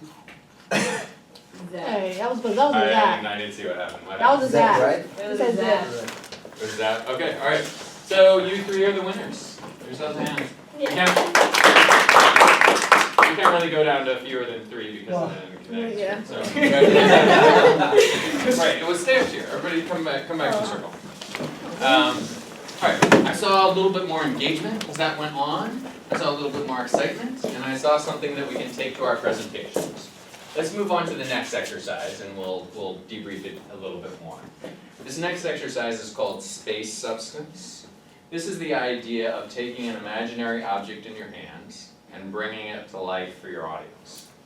So suppose you were going to tell a story about how some bomb you were trying to disarm almost went off. If you were to sort of visualize that in your head and create that object with your hands, the more real you can make that for your audience, the more engaging your presentation is going to be. So I'm just going to go through a process of getting you to think about creating this imaginary object in your hands. Does it make sense? So I'm going to start out by just having you roam around the room. You can take whatever space you want. This is an individual exercise. And then I will describe to you an object that I want you to create in your hands, and you're going to think about how you can physically do that. So let's start with just kind of taking your own space, roll the neck down. We just had an intense game of zip, zap, zoom. Shake that off. All right. So when you're ready, I want you to go ahead and bend down and pick up an imaginary ball. Keep walking around. Take this ball and just kind of walk around with it. Think about how heavy this ball is. Does it make your arms bend a little bit when you hold it? Does it slow you down? Yeah. What kind of fabric or material is on this ball? Is it rubber? Is it cloth? How does that feel in your hands? Is it like a squishy beanbag type thing? Alright, I'm just seeing a palm there, Maxine. I'm not seeing a ball. Ball. Alright, imagine you care about this ball. There we go. There we go, Amanda. I'm seeing something there. Neil said, yeah, there we go. Orlando's got something in his hands, definitely. Alright, just take a minute by yourself to feel that ball. I want you to imagine that for some reason this ball starts to get bigger all of a sudden. And at the same time it starts to get bigger, it starts to get a little heavy. Now, a couple things. What does this do for your physicality? Yeah, Letitia, it kind of makes your arms go down a little bit, makes you walk a little bit slower. Yeah, maybe you need a little bit more flex in the biceps, David. Yeah.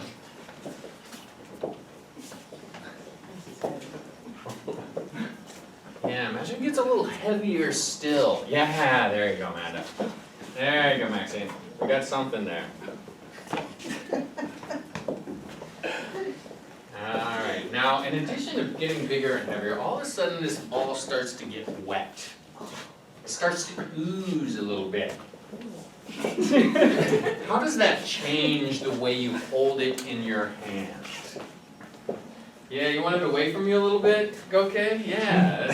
You're looking at this as a weird object. Maybe you don't want to drop it because your classmates are around and you're afraid you're gonna drop some toxic chemical thing. But this is weird, this is getting wet and bigger.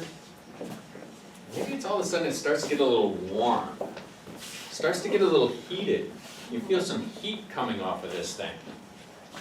How does that change? Yeah, Maxine. How does that change the way you hold it? You're holding that awful close, Patrick, for a warm, toxic thing that's just getting weird all of a sudden. Yeah, I feel like you dropped it, David. Yeah, you need to put some effort into holding that heavy. Yeah, there you go.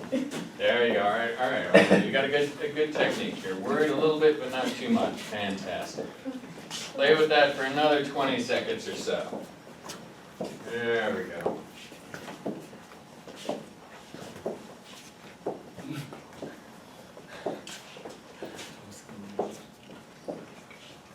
All right, go ahead and set that ball down. Let it sort of disappear into the ground. Assume it's safe now. Come back to our circle here. All right, let's think about that. Think about how we had an imaginary object and we brought it to life in our hands. And let's try a slight variation of this. Orlando, I'm gonna have you reach down, pick up a ball, and then we're gonna toss this ball around the circle. Go ahead and pass it to one of your classmates and let them pass it to someone else. You can pass it across the circle if you want. Yeah, there we go. All right, good. Okay, there we go, we got it. Oh, okay, fantastic. Now Dave, wait, let me pause for a minute. Dave threw a fairly heavy ball at Maxine. And Maxine caught a pretty light ball. Did y'all see that? Let's see if we can keep the ball consistent. So let's drop that ball. Maxine, why don't you go ahead and pick up another ball for us and start tossing that around the circle. Okay. Good commitment.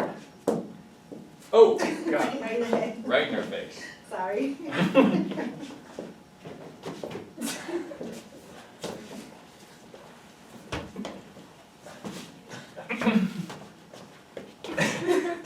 Oh, there we go, Patty. There we go. Okay, all right, stop for a minute. Now I'm seeing it. I'm seeing the ball. Did you all see that ball going around the circle? I think we lost it a little bit in this last transfer, but it's more interesting when we can visualize it. So let's drop that ball. Letitia, why don't you pick up another smaller size ball, and let's throw that around the circle a little faster. Yeah, right in the face, man. Oh, two people just got knocked out. Wow, easy. All right, where's the ball? Man has got it? Yeah. There we go. Good catch, Maxine.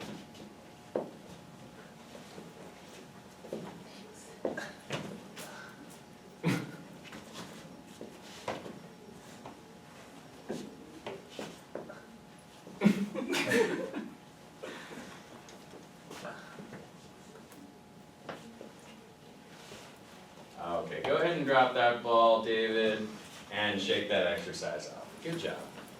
So, why did I take you through those 3 exercises? What are the takeaways for a communications class? Just hand gesture, maybe? Yeah, so what about hand gestures may have improved in the last 20 minutes? They make it real. We made it real, all right? We made it real, more natural perhaps. You reminded yourself what you might do if you were actually holding something that started getting wet and hot and heavy. What else? Any other? Letitia? For me, it took the focus off myself and brought it on the information. Yes! I love the way you say that. Fantastic. Other comments? Orlando, what'd you think? How was your experience doing this? Kind of like a visual of it, how everyone was like, either if it was a small ball, people, would, kind of throw it. Mhm. If it was heavier, it was most likely to the person next to you. Kind of like envision, like if it's, kind of envision the size in a way. Okay, so you're able to envision the size. When you're doing the zip zap zoom exercise, did you feel physically engaged? Yeah. Was it different than you stand normally, I guess? For the zip zap zoom? Yeah. A little bit, but it was still kind of natural. Okay. You know, he was still kind of So natural, I Yeah. like that, so still natural, but engaged a little bit more maybe? engaged, yeah. Okay, do you wanna try your presentation again, and see if you can use that natural but more engaged? Alright, everybody else sit down.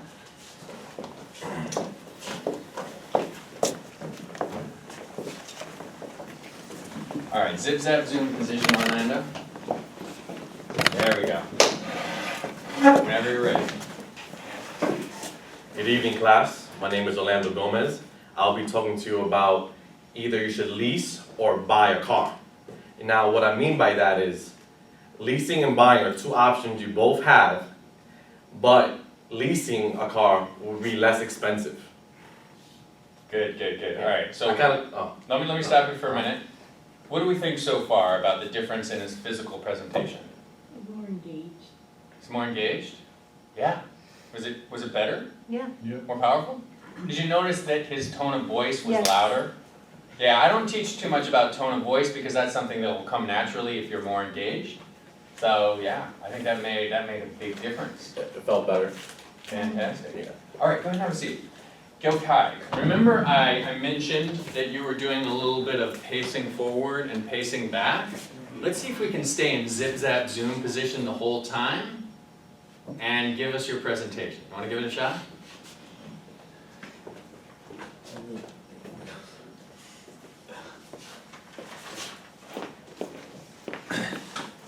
Alright, give me the cue cards.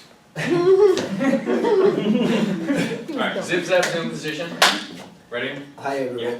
Hi everybody, this is Gökay. Today I'm going to talk about whether we should invest to social media or not. Yeah, keep going. Nowadays, I can. Alright, stop for a minute. So what do we think of the first sentence? It was good. It was good. Yeah. Let's do a little bit more. It's okay if you get the words wrong. Wait, there were the 3 points of why a company should invest in social media, right? Why don't you say, let me give you those 3 points, and then tell us those 3 points. You can remember those, right? I got this. Brand awareness, social. Brand awareness, Engaging with the customer. awareness, customer, what else? I forgot the third one. Okay, so just tell us those 2, awareness and customer. Go for it. Brandness awareness. When your business activate on social media, which assists to potential customer know they will rely on you. If anything's happen, they will easily contact you and your business. So it helps to increase your brand awareness. The other one is social media. Social media helps to interact with your customer. So 60. Good. I'm gonna stop you. Alright, so thanks for bearing with me. I think we got some stuff there. So just in terms of the physicality of his performance, how do we like it? It was better. More sure. Getting better, yeah. Okay. And I think the fact that I took his cue cards away from him, it gave us a little. What do you think, Maxine? I think it made him more nervous. It did make him more nervous, so there's naturally going to be a little bit of a transition period when you jump off the cliff. But do we get a little more sense of his personality? Yes. I think so. I'd be more inclined to trust that person that just talks to me, even if they get their words a little bit awkward, or the words come out a little bit awkwardly. Okay, Letitia, remember I mentioned a little bit of kind of a wandering hands? I don't know if I remember that, I don't know if I mentioned that or not. I noticed a little bit of wandering hands, and I noticed a little bit of kind of stepping like this. Alright, let's see if we can stay in zip zap zoom position, and instead of wandering with those hands, let's see if we can think about creating an object with our hands. Maybe this shampoo, maybe the baby that you care about. Whatever it is, make sure it's not wandering hands. Alright, so let's put out the shoulders, get in good zip zap zoom position. Good evening, class. Today I'm going to talk about motherhood and how to keep your children safe. The 3 points I want to talk about is choosing formula, choosing vaccines, and the third would be choosing body wash. So first, the formula. Okay, good. All right. What do we think so far? Hand gestures were better. Okay, hand gestures were better, and you took the note about, formulating the conclusion a little bit differently. Good. Okay, so I might have you come up a little bit more when we do eye contact stuff, but I think that was a good step. Really good step. All right, great. So let's move on to the eye contact section. Eye contact is helpful to presenter. Can someone tell me a little bit about that? How does eye contact help us? It engages the audience. Engages the audience. Did you say that, Maxine? Yeah. Yeah, good. What else? Helps you monitor. Monitor, okay. Good. How does it engage the audience? How does that work? Well, if someone's presenting and you're looking down, I'm gonna look away, I'm not gonna. Yeah, if they're not connecting with you, you're not gonna connect with them. You might as well grab your cell phone. So it helps us connect with the audience, and that connection brings a sense of engagement. So we want to use good eye contact. We don't want to allow our audience to zone out by not looking at them. Question is, how do we manage that eye contact? Do we look at one person the whole time? Or do we look at one person for a second and then scan the room?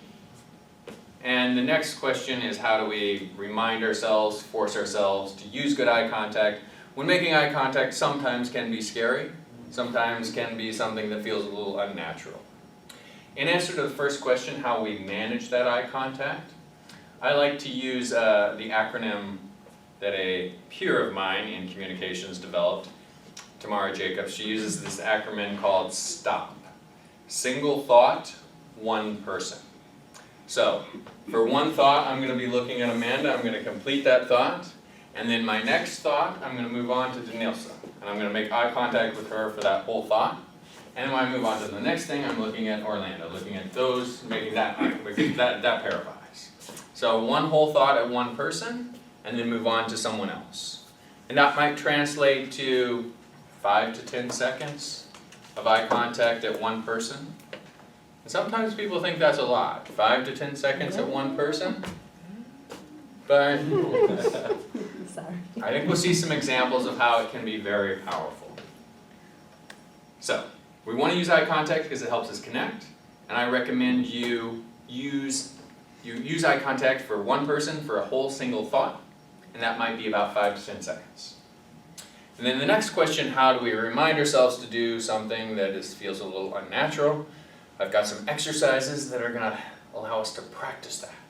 So let's come back up to our circle and see if we can get some good eye contact going.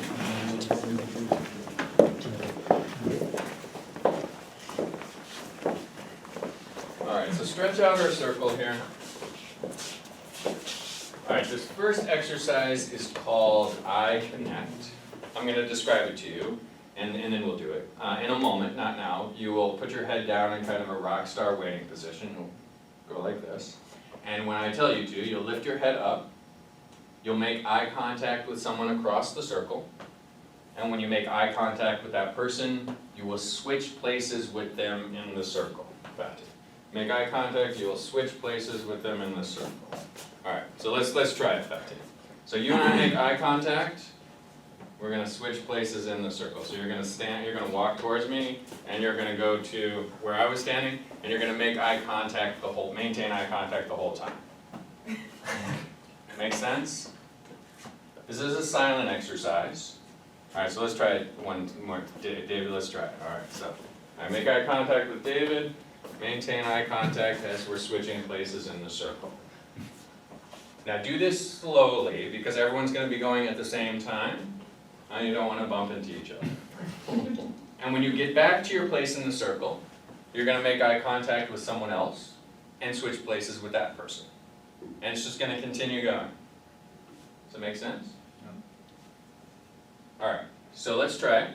So heads down in rock star waiting position. Heads up and begin the exercise. Good, good. Good, go okay. Excellent. Eye contact the whole time, go okay. Eye contact the whole time, Orlando. Good, Letitia. There we go, David.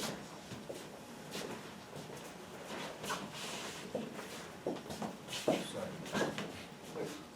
What's your?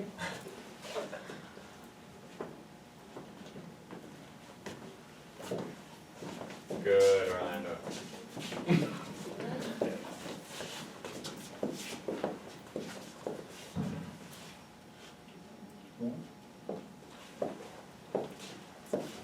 Okay, excellent. Some magic happening there. I like it. All right, go ahead and stop. Shake it off for a minute. All right, so why would I have you do that exercise? What's the value there? Get rid of the awkwardness. Okay. Do something more awkward, yeah. So looking at people in the audience is less awkward. Get rid of awkwardness. Yeah, anything else?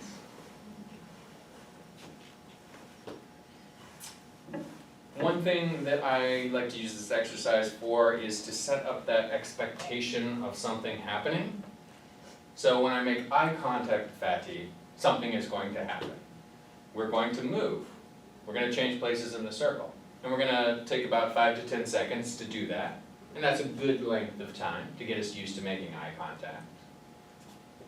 And also to maintain eye contact through distractions.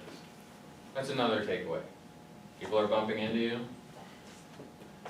And also just to practice that 5 to 10 seconds in this awkward space and get used to it. Let's try it one more time. Shake off the experience from last time. All right, heads down, rockstar waiting position. Heads up and begin the exercise. Excellent, Maxine.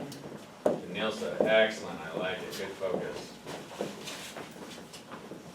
Good job, okay. Good, Nilsa, excellent focus. See a lot of connection going on there. Yes, beautiful, beautiful. Ooh, I see some powerful presentations happening. Go ahead and stop. Go ahead and stop. Yeah, some good, powerful eye contact going there. I feel like you're going to be able to use that in your presentations and bring out a lot more power. So let's move on to the next exercise. This is called, I forget what it's called. Eye to eye, eye connect, something like that. I'm going to divide you into two groups. So you all will be one group. You'll be group A. You four will be group B. How this works, silent exercise. You will roam around the room or this space making eye contact with your classmates. The A's, you will make eye contact as long as possible. The B's, you will make eye contact with whomever and you will look away really quick. So as you're walking past each other, the A's, you will try to maintain eye contact as long as possible, whether you're looking at another A or a B. B's, you'll make eye contact and look away quick.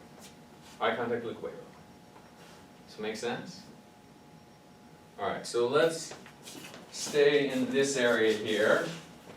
Go ahead and freely roam around and follow the instructions for your role. Make sense? Begin the exercise.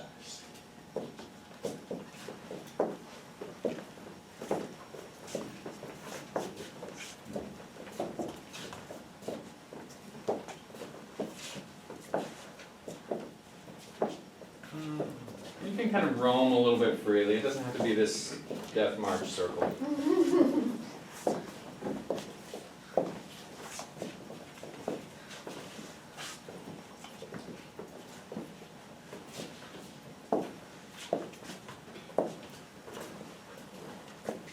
Alright, switch positions. If you were an A before, be a B. So if you were making eye contact continually, look away real quick. If you're looking away real quick, make eye contact consistent. So switch roles and continue the exercise.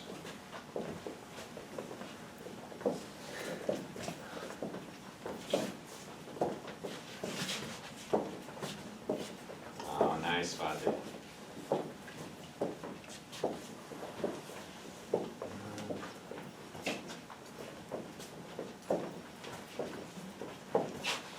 Alright, oh, nice. Alright, everyone now is a B. So eye contact, look away. Eye contact, look away. Okay. So everyone continue the exercise, be a B. Roam around, eye contact, look away, Room. Fatih, look away. There we go. Look away. Good, Letitia. There you go. Eye contact, look away.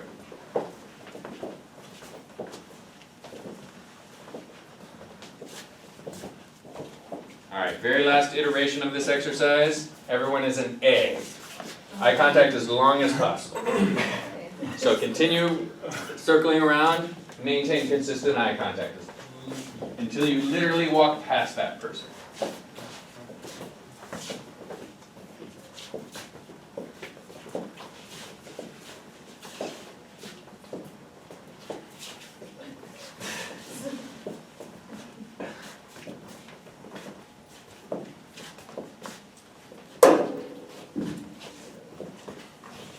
All right, good. Give yourselves a hand. Excellent. So why did I have you do this silly eye contact exercise? What was valuable about it for us? Well, the looking and the looking away is distracting. Okay, so it's distracting to the audience, right?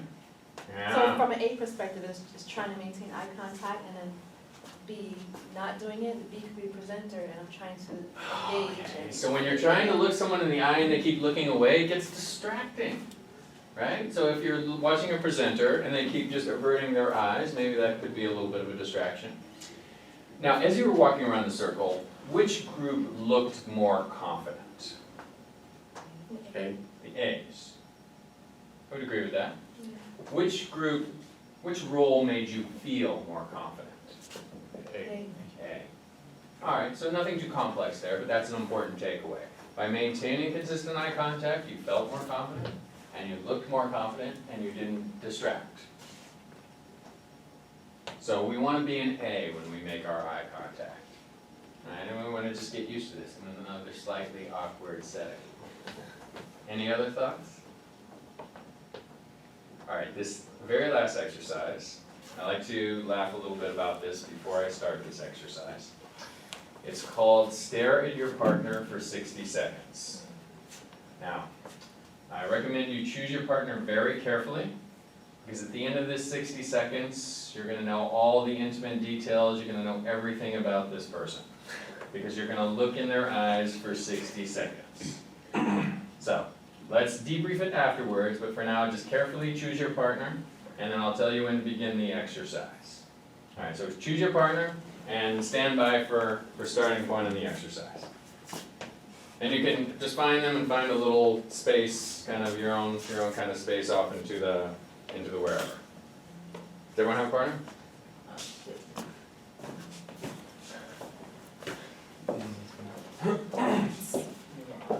Good, are we on? No. No, you're not. You're good, alright, so who are the partners? Okay. Good. Let's have you two switch. So Fatih and Nilsa, why don't you two go together, Maxine and Gokay, why don't you two go together? Okay, alright, so I'll keep it the time, so you're just gonna stare in your partner's eyes for 60 seconds and we'll debrief afterwards. This is a silent exercise. Alright, ready, begin. Alright, stand up straight, Gokay. There you go.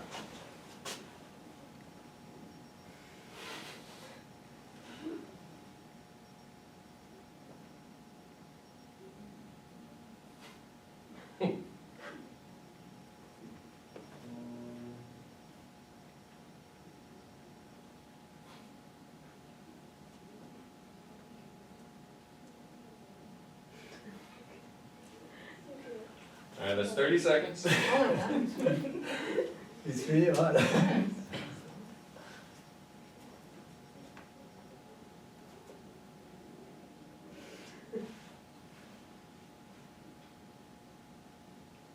$45.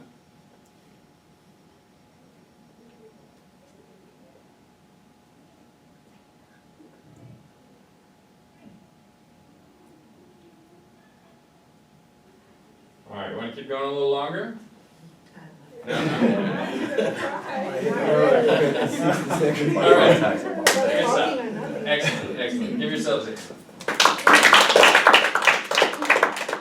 Why did I have you do that exercise?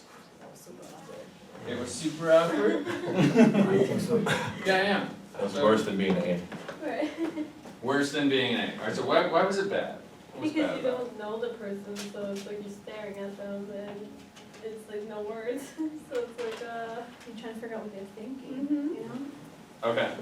Okay, so it's like you're connecting with them, but you don't have any information, you're not connecting with them? yeah. Yeah. Alright, so that is part of one takeaway, that it's just a powerful connection when you stare into someone's eyes. And it unnerves you when you do it in this environment, and the point is to unnerve you and make you a little bit nervous for multiple reasons. One, so that when you stare at someone's eyes for 5 to 10 seconds, it's a lot easier, but also just to see that power.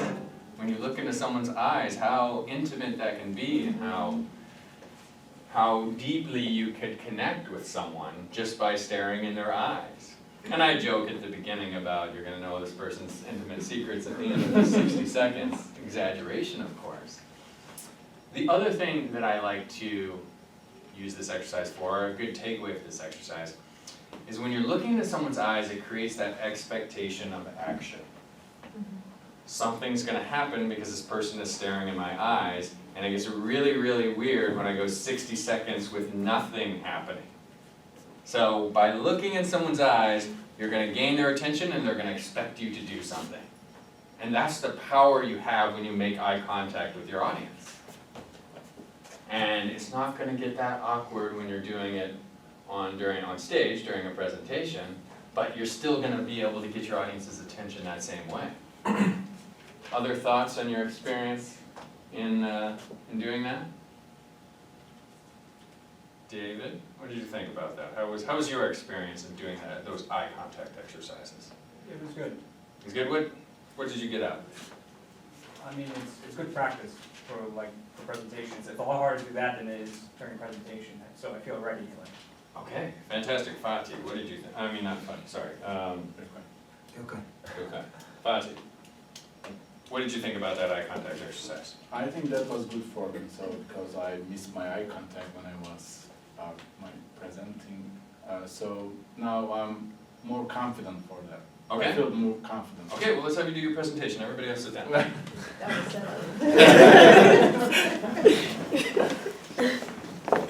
Can I take my? Sure. I'm sorry.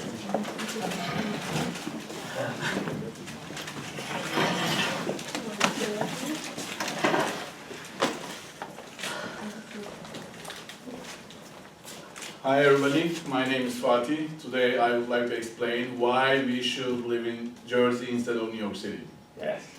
I have a couple reasons for that. First one, cost of living. Second one is taxes.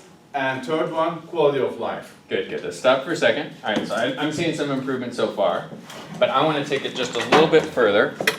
I want you to have that consistent 5 to 10 seconds at individual people. Okay. Right now you're at about 2 seconds. No. So what I'll do, if it's all right with you, I'm going to guide you. I'm going to point to the person that I want you to make eye contact at. So, you ready? Yep. Go. Hi guys, my name is Fatih. Today I would like to explain why we should live in Jersey instead of New York City. First of all, I have a couple reasons for that. First of all, cost of living. Second, taxes. And third one is quality of life. Okay, let's stop for a minute. Oh, yeah. Okay, we got a wow. What do you think, Maxine? The impact, it was different. Different impact. Yeah. Yes. All right, let's add one thing to it. Remember zip, zap, zoom position? And I don't want to see pacing. I want to see just a stable zip, zap, zoom position. All right, you could, Maxine, this person, okay? Go for it. Wherever you're ready. Hi guys, my name is Fatih. Today I would like to explain why we should live in Jersey instead of New York City. I have a couple reasons for that. First one, taxes. Second one is quality of life. And third one is Cost of living? cost of living. First of all, I would like to explain cost of living. You don't have to pay. Good. Stop you there. Okay, so those last two rungs, what do we think? Good. Good. Felt like he was doing it for, like, it's not his first time giving this presentation. Oh, I like it. So, and that's what we want to hear from someone, their experienced version of their presentation. Yeah, any other comments on how he used those techniques? I should make some more exercise on home maybe. Yeah, it was good. If we had more time, I would go a little bit further because there's still a little bit of pacing going on. So let's think about zip, zap, zoom, stable stance. But some good improvement, just initial go at it. Excellent. Go ahead and have a seat, Patrick. All right, David. I mentioned this idea that your eyes looked a little bit nervous. Did I mention that, or did I just think it? Yes. Okay. So I wanted to bring you up to do a combination of things. I wanted you to feel more comfortable and relaxed by leveraging those zip, zap, zoom exercises. That you're just here having fun, exchanging important information, the same way we were exchanging that physical zip, zap, and zoom. The other thing I want you to focus on is eye contact 5 to 10 seconds at one person, and I think that's going to calm you down a little bit, and I think that's going to just allow you to be a little bit more revealing. So let's give it a shot.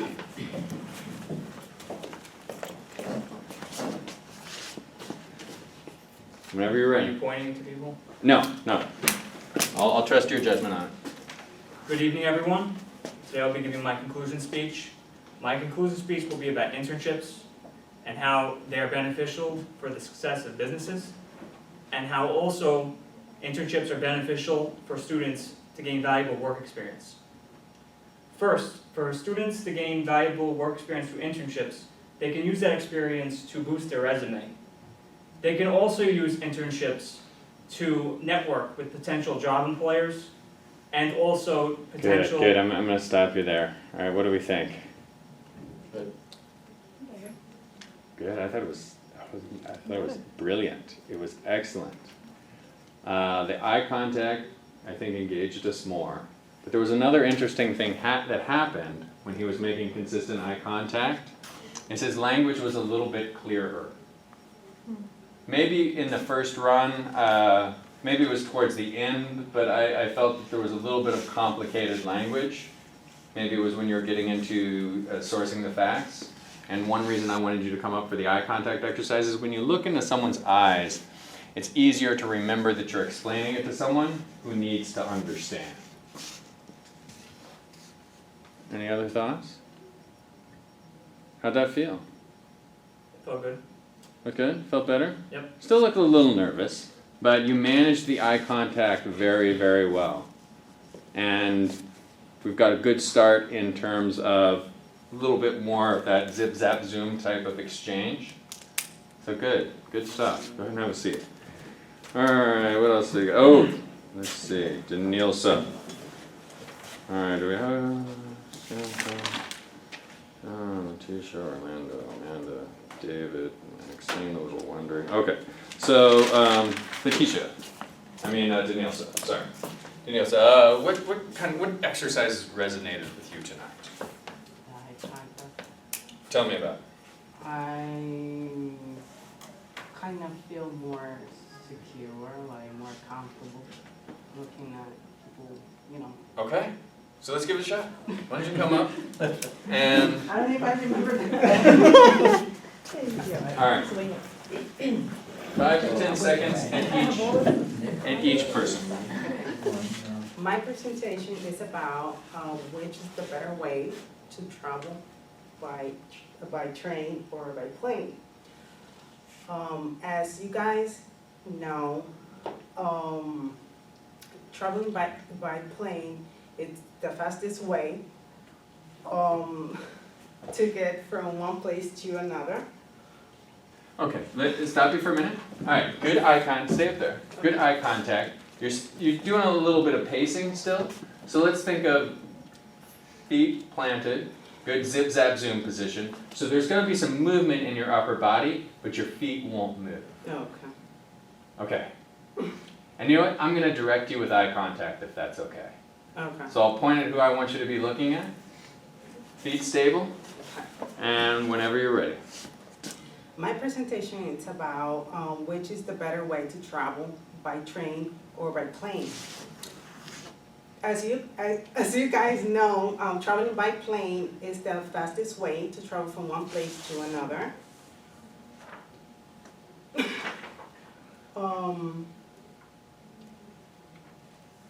Traveling by train is very convenient because you can buy airlines tickets online and by phone. However, it's difficult to get to the airport because there's a lot of traffic and you will have to deal with long lines and we'll have to deal with, we'll be subject to random searches. Good. Let me stop you for a minute. All right, so take a breath. We're probably done.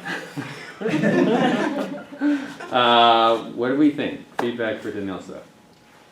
How did those changes help or hurt the impact of her presentation? Maxine? Well, the fact that you removed the cue card, it actually escalated the entire presentation. Yeah, so made it better. She focused on us as opposed to focusing on, or trying to hide. I'm sorry. Yeah. She focused on us, and she really let her personality out, I would say. And she had a lot to say. Even though you stumbled a little bit with the words because I'm throwing some different instructions at you, that didn't matter to me. I mean, even though you got a couple of words wrong, I was still getting something valuable from you. Yeah, and and I think you can watch the video. I think you strung together some very consistent sentences that made a very powerful presentation. And we didn't get that many sentences from you, like uninterrupted with looking back and forth from the cue card when you gave your first run of the presentation. So I think what you gave us there was something that you can work with. Even though it was nerve-wracking, it was a really good start on making a more powerful presentation. Okay, have a seat. Thank you. Thank you for being a bit thorough. Okay, last. Maxine, what did you think of the Zip Zap Zoom exercise? just wondering. Just curious what you thought. I should get it right now. It was. All right, okay, why don't you come up? Yeah. Come up. Dag. Okay. All right. Well, we'll do a quick zip zap zoom like you and I. Let's zip back and forth. Zip. Good. Okay. So let's get in that good stable stance. Give me a slight bend. See how you're kind of leaning this way a little bit? Yeah. Slight bend in the knees. There. Okay. Zip zap zoom us some important information about the glass ceiling. Whenever you're ready.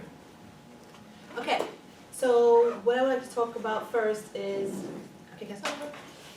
You could, but that was a pretty good beginning. Really? You didn't see that? Okay. She was engaged, and I was engaged. Oh. Go for it. Okay, so what I'd like to talk about is the glass ceiling between women in the IT industry. And I would like to list 3 different ways on how we can try to break through that barrier. The first way is to educate younger women, give them access to computers, push them towards science and mathematics. The second way is to be a little bit more in tune with new technologies, new software that's coming out. Keep your education Good. knowledge up. I'm going to stop you there. All right, what do we think? Good. It's good. All right, you took the note on refining the conclusion, and you delivered it very, very powerfully. You also used the presentation motif, 1, 2, and you were probably going to get to 3. I'm sure you were going to get to 3. And like I said, the first start and then that second start, that physical engagement, I felt like you were more excited, and I leaned forward too a little bit. I didn't really think about that, but I noticed that happen. When you lean forward, I lean forward. So I think these silly exercises helped you a lot. What do you all think? All right, have a seat. Thank you. All right, great work. Great work. I think that worked really well. We got a chance to practice the conclusion framework and think about how you, as smart MBA students, are going to give us conclusions. You're not going to list data, you're going to give us conclusions. And we also saw some examples of how that eye contact can relate that conclusion to your audience, and how those physicality exercises can avoid distracting movement and also increase the energy of you as a presenter and you as a person making that conclusion. So I think we're good for tonight, and we're all set for next week. Do you all have teams for the team graph presentation? You don't have teams? I have a question. Yes. I won't be here next week. Okay. So you don't want Orlando on your team, for sure. Yeah, so we'll work that out with you, that's fine. But, so you three are a team? Yeah. And We paired up. you two are a team? Alright, do you two wanna, is that okay? You two wanna be a team? That work for you? Alright, good. Do y'all, does everyone know, and you can watch the video. I give some instructions about how the team graph presentations are gonna work, but it's just a chance to practice the stuff that we're going to learn next week with technical presentations. Between now and next week, you just wanna look at the data that's in the syllabus and think about what insightful conclusion you could draw from that data. And I mentioned that there's an inherent trap in that data, that there's so many interesting things you could talk about. If you fall into that trap, you will just list a bunch of data rather than telling us what it means. So between now and next week, maybe one person could put this in a graph, look at the pie chart, bar chart, see what sort of percentage increases, and then maybe you could exchange some emails about what the meaning is, and then you'll have about 15 or 20 minutes at the end of class next week to prepare before you make your final presentation at the end of class next week. So you don't have to watch the video, I just told you everything. And also next week is the written conclusion is due, right?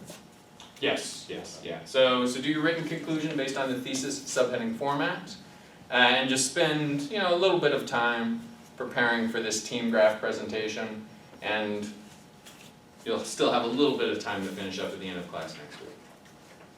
Alright, great, and if there's any questions, come to me and ask me, otherwise I will see you next week.